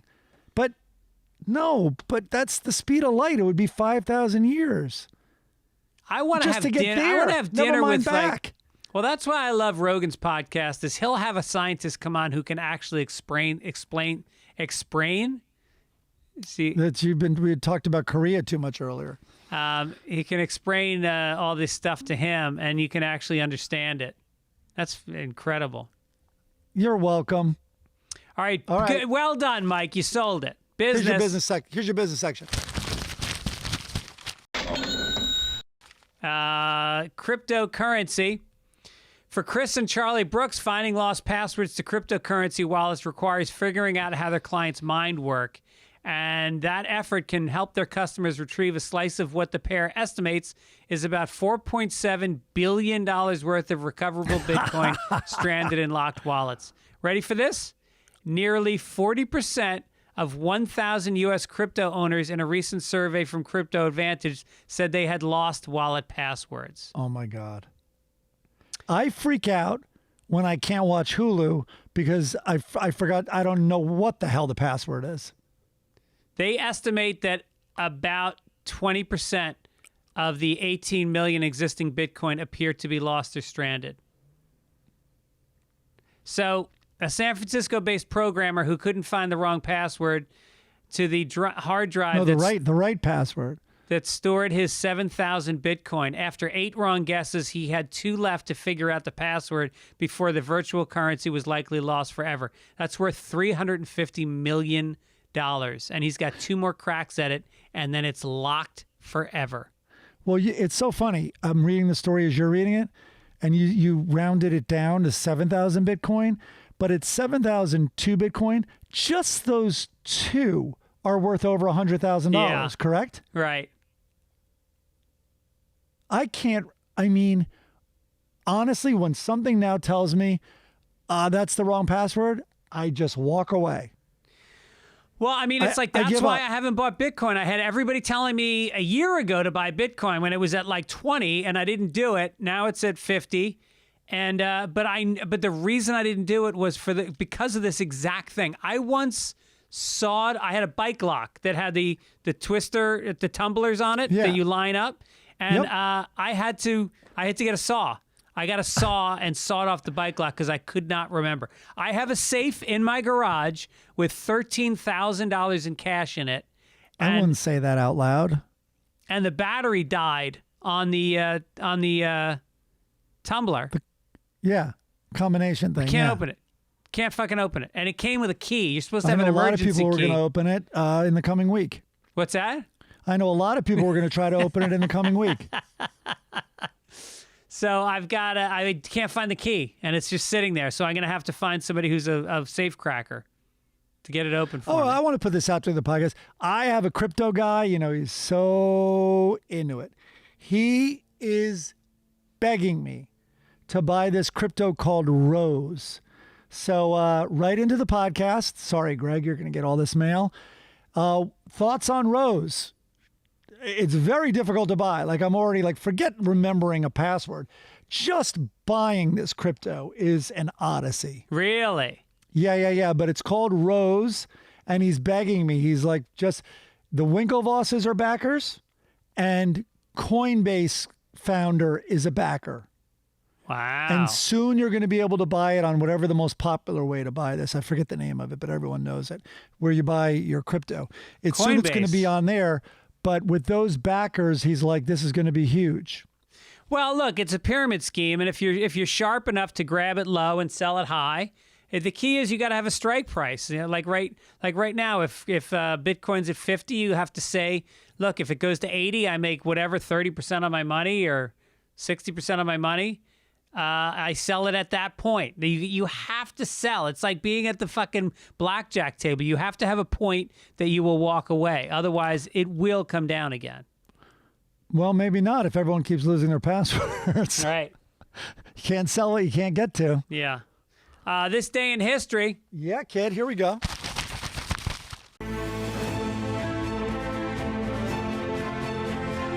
(1931) October 17th, Al Capone goes to prison.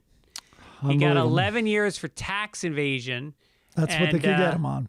It was the downfall of the most notorious criminal of the 1920s and 30s. Born in Brooklyn in 1899 to Italian immigrants, he was expelled from school at 14, joined a gang, and earned his nickname Scarface after being sliced across the cheek during a fight. Then he moved to Chicago. He ran Johnny Torrio's illegal enterprises, alcohol smuggling, gambling, prostitution. And then he took over after Torrio retired. Then Prohibition came, and he made a shitload of money. He was the #1 on the FBI's most wanted list by the 1930s. And he kept avoiding jail by bribing city officials, intimidating witnesses, hiding out.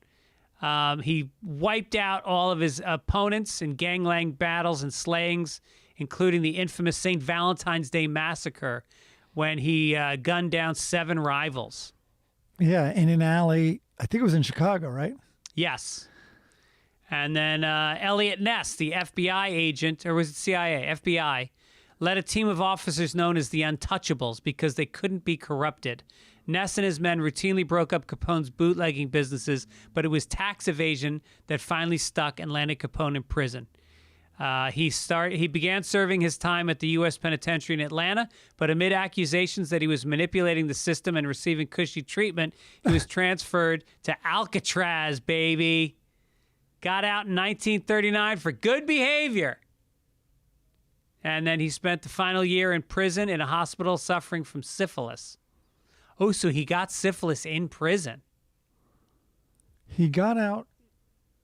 what's the part he got out early for good behavior? He got out in 1939 for good behavior.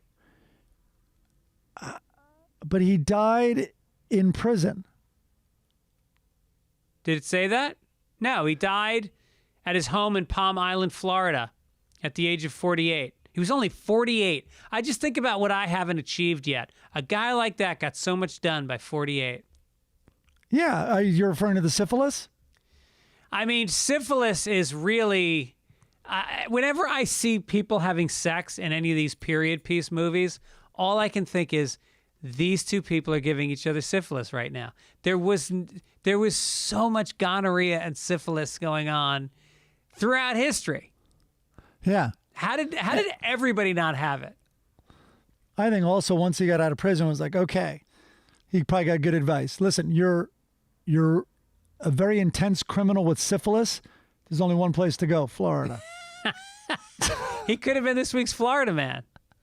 He should have been this week's Florida man. Yeah. Damn it. So he was Scarface. And I think that when the original Scarface was made like back in the 40s. There was a Scarface before the Al Pacino version that was about him. And then Pacino's Scarface was loosely based on this. Yeah. I just remember De Niro's, portrayal of him also. Oh, really? Yeah, in The Untouchables. Oh, right. Yeah. I thought they were called The Untouchables not because they couldn't be corrupted, because they couldn't be killed. Like, how was Elliot Ness not killed? Capone killed everybody that got in his way. Yeah. I think they were hands off, though, with the FBI and the police. I don't think that they killed them. I guess because there's everybody, all the officials whose palms he was greasing, that would go away if he crossed that blue line, I guess. Right. That has to be it. Let's do some letters to the editor, Mike. Okay, I can't wait. Okay, Cortland Kuhn said, you guys hit it right on the nail on the head with the Chappelle special. He had a valid critique of the pace at which the gay rights movement accelerated compared to that of the civil rights movement. But that critique is very nuanced and difficult to present in a comedy special. I don't agree with his critique. I think that civil rights movement paved the way for the queer liberation. I don't think Chappelle is a transphobe. I think he's an equal opportunity offender, as every successful comic is. I was not offended at the special, but I was disappointed that he spent at least 75% of his material on LGBT content. As Mike said, Chappelle is beating a dead horse, and his critics need to move on. We in the LGBT community have a lot bigger problems to deal with than a comedian's special. So, thank you, Cortland. Very well said. I like that a lot. Yeah. But not only because he agrees with me, but I will say, doesn't he have a right to be like, wow, look how accelerated this is? He even said, like, hats off to you. Like, right. He goes, it's impressive. I mean, I think the line that really hit home was, it was easier for Caitlyn Jenner to transition into a woman than it was for Muhammad Ali to switch his name to Cassius Clay. Yes, it is not exactly comparing apples to apples, of course. Like, how hard would it be for Muhammad Ali to do that now when Caitlyn Jenner did it? Right. Maybe Caitlyn Jenner should change her name to Muhammad Ali and go back. Yeah. Okay. The Fakening writes in and says, I'm a friend and work colleague of the VFX artist behind the Deep Tom Cruise account. Mike said corrections would roll in, but I thought I would write in to let you know Mike nailed it. He described... Wow, this is a pro Mike section of the podcast. He described quite accurately what was going on. You guys are a lot closer to the deep fake community than you think. On the Kevin Bacon scale, your Comedy World connections put you both only a single degree away from the best professional deepfake artists in the world right now. I'll let you figure out which of your comedy friends makes the connection. Don't think for a second either of you are safe from being deep-faked. Your days are numbered. Wait a minute. Spooky. Is he saying there's a comedian right now doing deepfakes? Yes. Oh, I think he's talking about, what's his name? Used to date Sarah Silverman. Yeah, no. his are really crude. He is so funny. Why am I though. forgetting his name? Yeah, no, I know. We're terrible. I'll get in a minute. Kyle. Kyle Dunnigan. Yep. His. If you have not God damn watched it, is his he funny. videos, go to Instagram right now and look up Kyle Dunnigan. He does Trump. He does Caitlyn Jenner. The Kardashians. Yeah, they're hilarious. Biden. But then I don't know if you watched 60 Minutes last week, but they did. They covered this story, the deep Tom Cruise, and They did? yeah. Who covered the story? Mike Wallace? Get it? Good one. Mike Wallace died, Yeah. everybody, about 10 years ago. Um, So it would be a deep fake doing the deep fake story. But it was really scary because they said it's a matter of years until you can no longer trust any video. They actually took the guy, it was the black guy from 60 Minutes, and they did it to him. They used their computer generated scans of his face and they made him say things that he's never said. And it looked very close to real. Wow. Yeah. Well, we're only a matter of time away before there's going to be in-person deep fakes. Clones and like lookalikes that are so advanced. Well, think about the Steele dossier tape of the prostitute allegedly urinating on Donald Trump. Like, in the next few years, if that surfaces, if it does exist, which it does, and it surfaces, in a few years, he can just say, oh, yeah, that's just, that's computer generated. Yeah. Or the left can get really sinister and they'll change the P to shit. Anything can be done, Greg. VFX. Yeah. CGI. There was... No, we don't want to read that. Okay. Oh, this guy keeps talking about... We were talking about JJ earlier this week, and the consensus is that Greg Gutfeld beat Colbert or whoever was on at that time. And also Fox News watchers fall asleep with Fox News on, so the show plays until their TV or until they wake up at 3 a.m. and shut off the noise. To go to the bathroom for the fourth time. Yeah, so that's probably a good point. People leave Fox News on. No, trust me. Having done late night shows a lot in the 12:30 time slot, yeah, you're dying for people for people to fall asleep during Letterman, so we would get a boost. So they wouldn't Yeah. switch over to Conan. It did not work. All right, let's do the funnies. Okay, here's the funnies.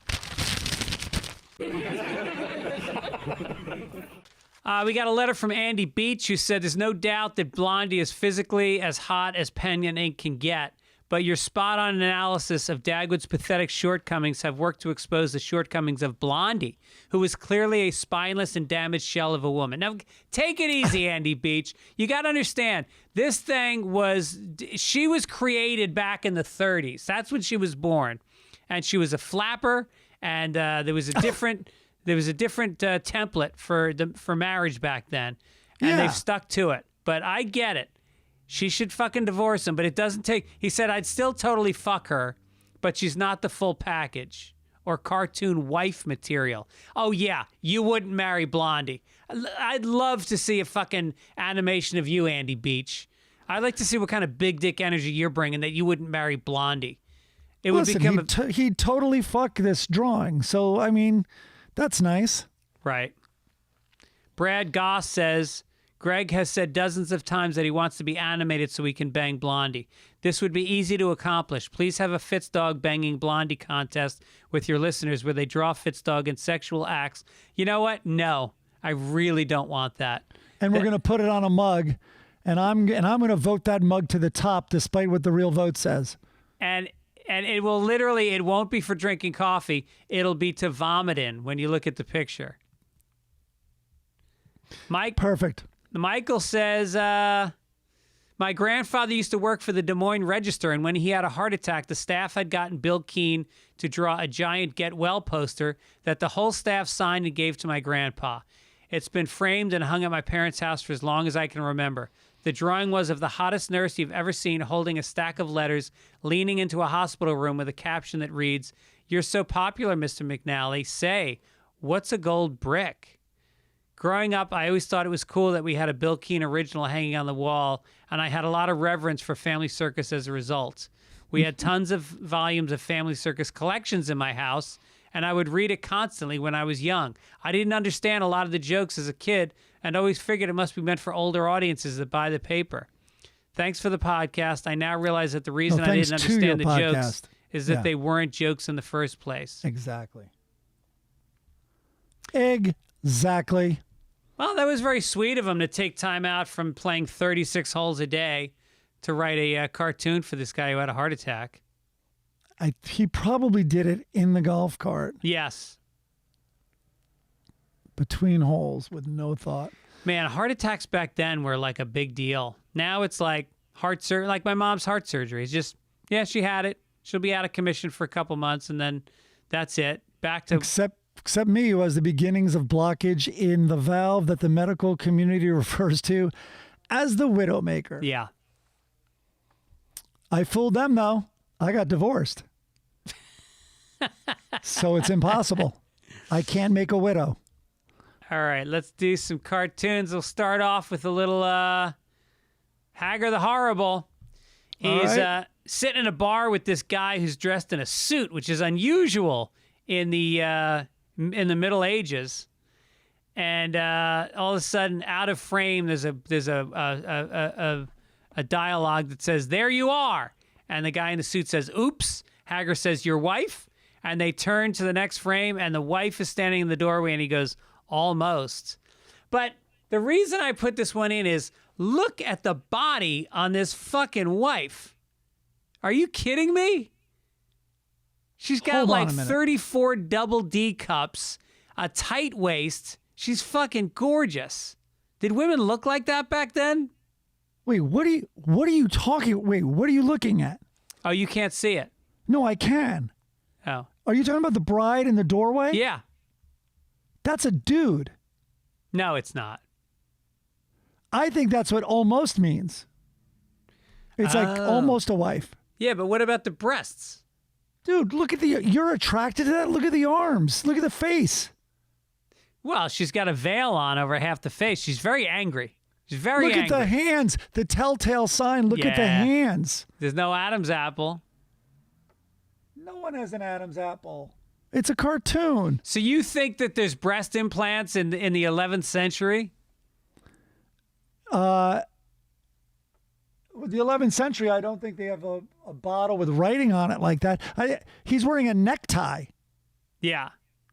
He's in a suit. Right, that's Come true. on, Greg, suspend a little something here. All right. Let's do some. Lockhorns were on fire this week. Holy shit. First, Leroy's looking at his cell phone, and Loretta's in the background talking to her friend, who's always nonplussed. And she says, the only followers Leroy has on social media are bill collectors. Just a joke. Just a solid joke. Just a good, solid joke. It's a joke. It's an effort. And I love that over the course of the week, he is fair. It's fair play. He goes after her as much as she goes after him. It's back and forth. So the next day, Loretta leaves the dinner table and walks away, and Leroy says to his friend, Loretta's pork chops are bad to the bone.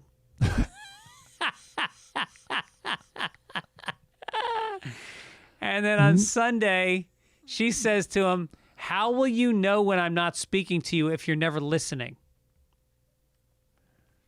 And then he comes home drunk. He's got a big red nose, and she's got a piece of paper in her hand. It's late at night, and she goes, very creative. I don't have that one on my excuse bingo card. You should pace yourself with these. Too Read many? one a week. Two a week. Too many? Well, no, it's not too many. It's just they're good. Yeah. But they're going to run out. I know. This is the week's. I only look at the past week's cartoons. Oh, really? Yes. That's how good this guy is. Wow. Let's get to a little family circus. We really shouldn't. So during this podcast, I realized I hadn't looked it up for some reason, maybe because it's a Friday. So anyway, I just got today's pasted it in here, and what a colossal waste of time that was. The little shitty kid's there with the red hair, and he has he's holding his arm, and you can see there's a bruise or scratch on it, and he's showing it to his sister who's staring right at it, and his pie hole is open. So he is saying, quote, would you believe that's not ketchup or jelly, but a real hurt? End quote. And real hurt is in all caps, like it's funny. Right. Like that's the joke. He wants you to know the punchline. If you have to bold, here's the thing about comedy writing that I learned a long time ago. If you have to bold or use exclamation points, it's not good writing. Would you believe this is my comic this week? And she's like, no. No. It is a real hurt. Every week it's a real hurt reading these. Yeah. Every week you hurt people with these comics. You have blood on your brain from reading that comic. Yeah. Not ketchup. Real hurt. It's disgusting. I would like to put more blood on that fucking kid. Oh, the poor kid. He's just a creation of the laziest creator ever. Speaking of creating, Jesus Christ, Blondie this week. Can you just take a look? Take a look at her waist. She's wearing slacks. But look at her waist. See how you can see a little bit of blue between her arm and her waist? Look how thin it is. And then the bosom explodes. It's a shelf. It's almost hard to imagine how she can hoist those things up. So they're sitting on the couch. Asshole's got the remote in his hand, of course. Control freak. He's got one hand in his pocket just to be even lazier than you would normally be on a couch. She goes, honey, why don't we turn off the TV and for a change and just talk about our day? And Dagwood goes, now you're talking. Hits click. They sit in silence. Stoned silence. It's the fucking what was that cold temperature that he go to? Absolute zero? Yeah, exactly. His absolute zero personality comes out, and there is no molecular movement between either one of their spirits. It's a dead marriage. Third frame. He turns the TV back on, and she goes, I suppose it wouldn't hurt to have a little background noise while we talk. And he goes, yep, sounds good. Now, you can either read that as a lighthearted, sad, or you can look at it as the deepest, saddest existential moment in a marriage. Of course, that's what it is.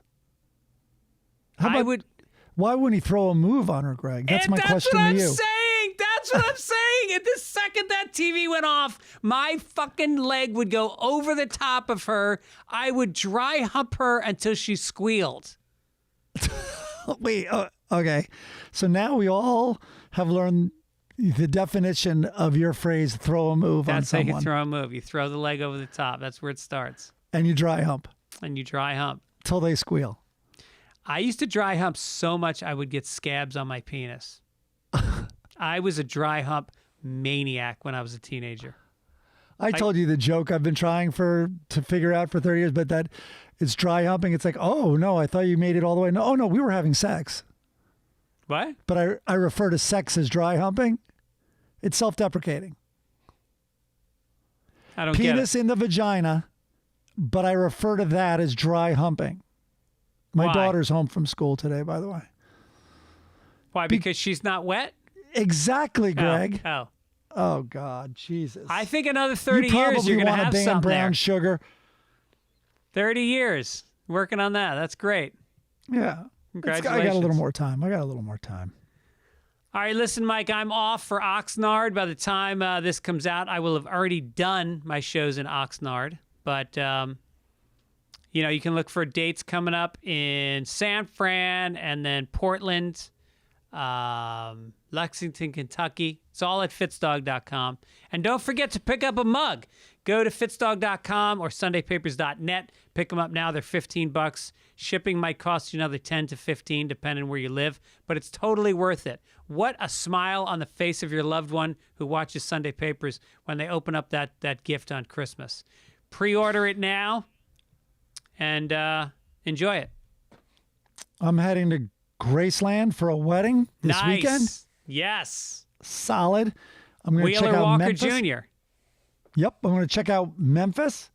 Never been. Never been to Tennessee, I don't think. So I'm going to go to Memphis, check that out, and then from there, going to Florida to see my dad. So here I come, Florida men. And but I'll be home in time for the podcast next week. Your dad is going to have so much fun playing golf with you. Yeah, I know. I better watch out what I ask for. So we'll see. Yeah. It's hot down there still. It's very hot down there. Yeah. All right. How's your mom? How's your mom doing? Mom's doing good. She's walking up and down the block a little bit, and her spirits seem good. I was worried because a couple people wrote to me, and they said after major heart surgery, a person can get depressed or angry. My So- dad got angry. Did he? Yeah. Yeah. How long did it? Which for a guy, is sadness usually. How long did it and, last? and fear. I'll let you know when I see him this weekend. It might be gone. Yeah. I'm Okay. kidding. No. I'm kidding. Oh, it didn't good. last long. A lot of it was in the hospital when he, I think, felt like, really, I don't know what word I could use, but, really vulnerable. Yeah. And really, set back physically a lot. And it was also, listen, it's a giant shot fired across their bow, in Right. terms of mortality. Yeah. So I think a lot of it comes from that. He had a very short temper, but Yeah. I totally get that. So yeah, it's good that you're aware of that with your mom. Yeah, but so far she's in very high spirits. I think she's got a gratitude about life and an appreciation for everybody, all the love that she got during it. So she's doing okay. Yeah, it was only immediately during it because then you see encouraging signs. So I think your mom's over the hump. Yeah, I think so. I think she's ready to get back to Florida. She's going to go back to Florida in a few weeks, and then I think we're going to go visit her once she gets down there. Perfect timing. That's great. All right, give my love to your dad, and I will Yeah, see and you you to your guys. mom. See you next week. Midcoast Media, thank you for your engineering, your producing, your marketing, everything you do for Sunday Papers. We appreciate Key and Beth and the great Chris Denman, and I guess we'll see you next week. Take it each. Take it each. Take it each now.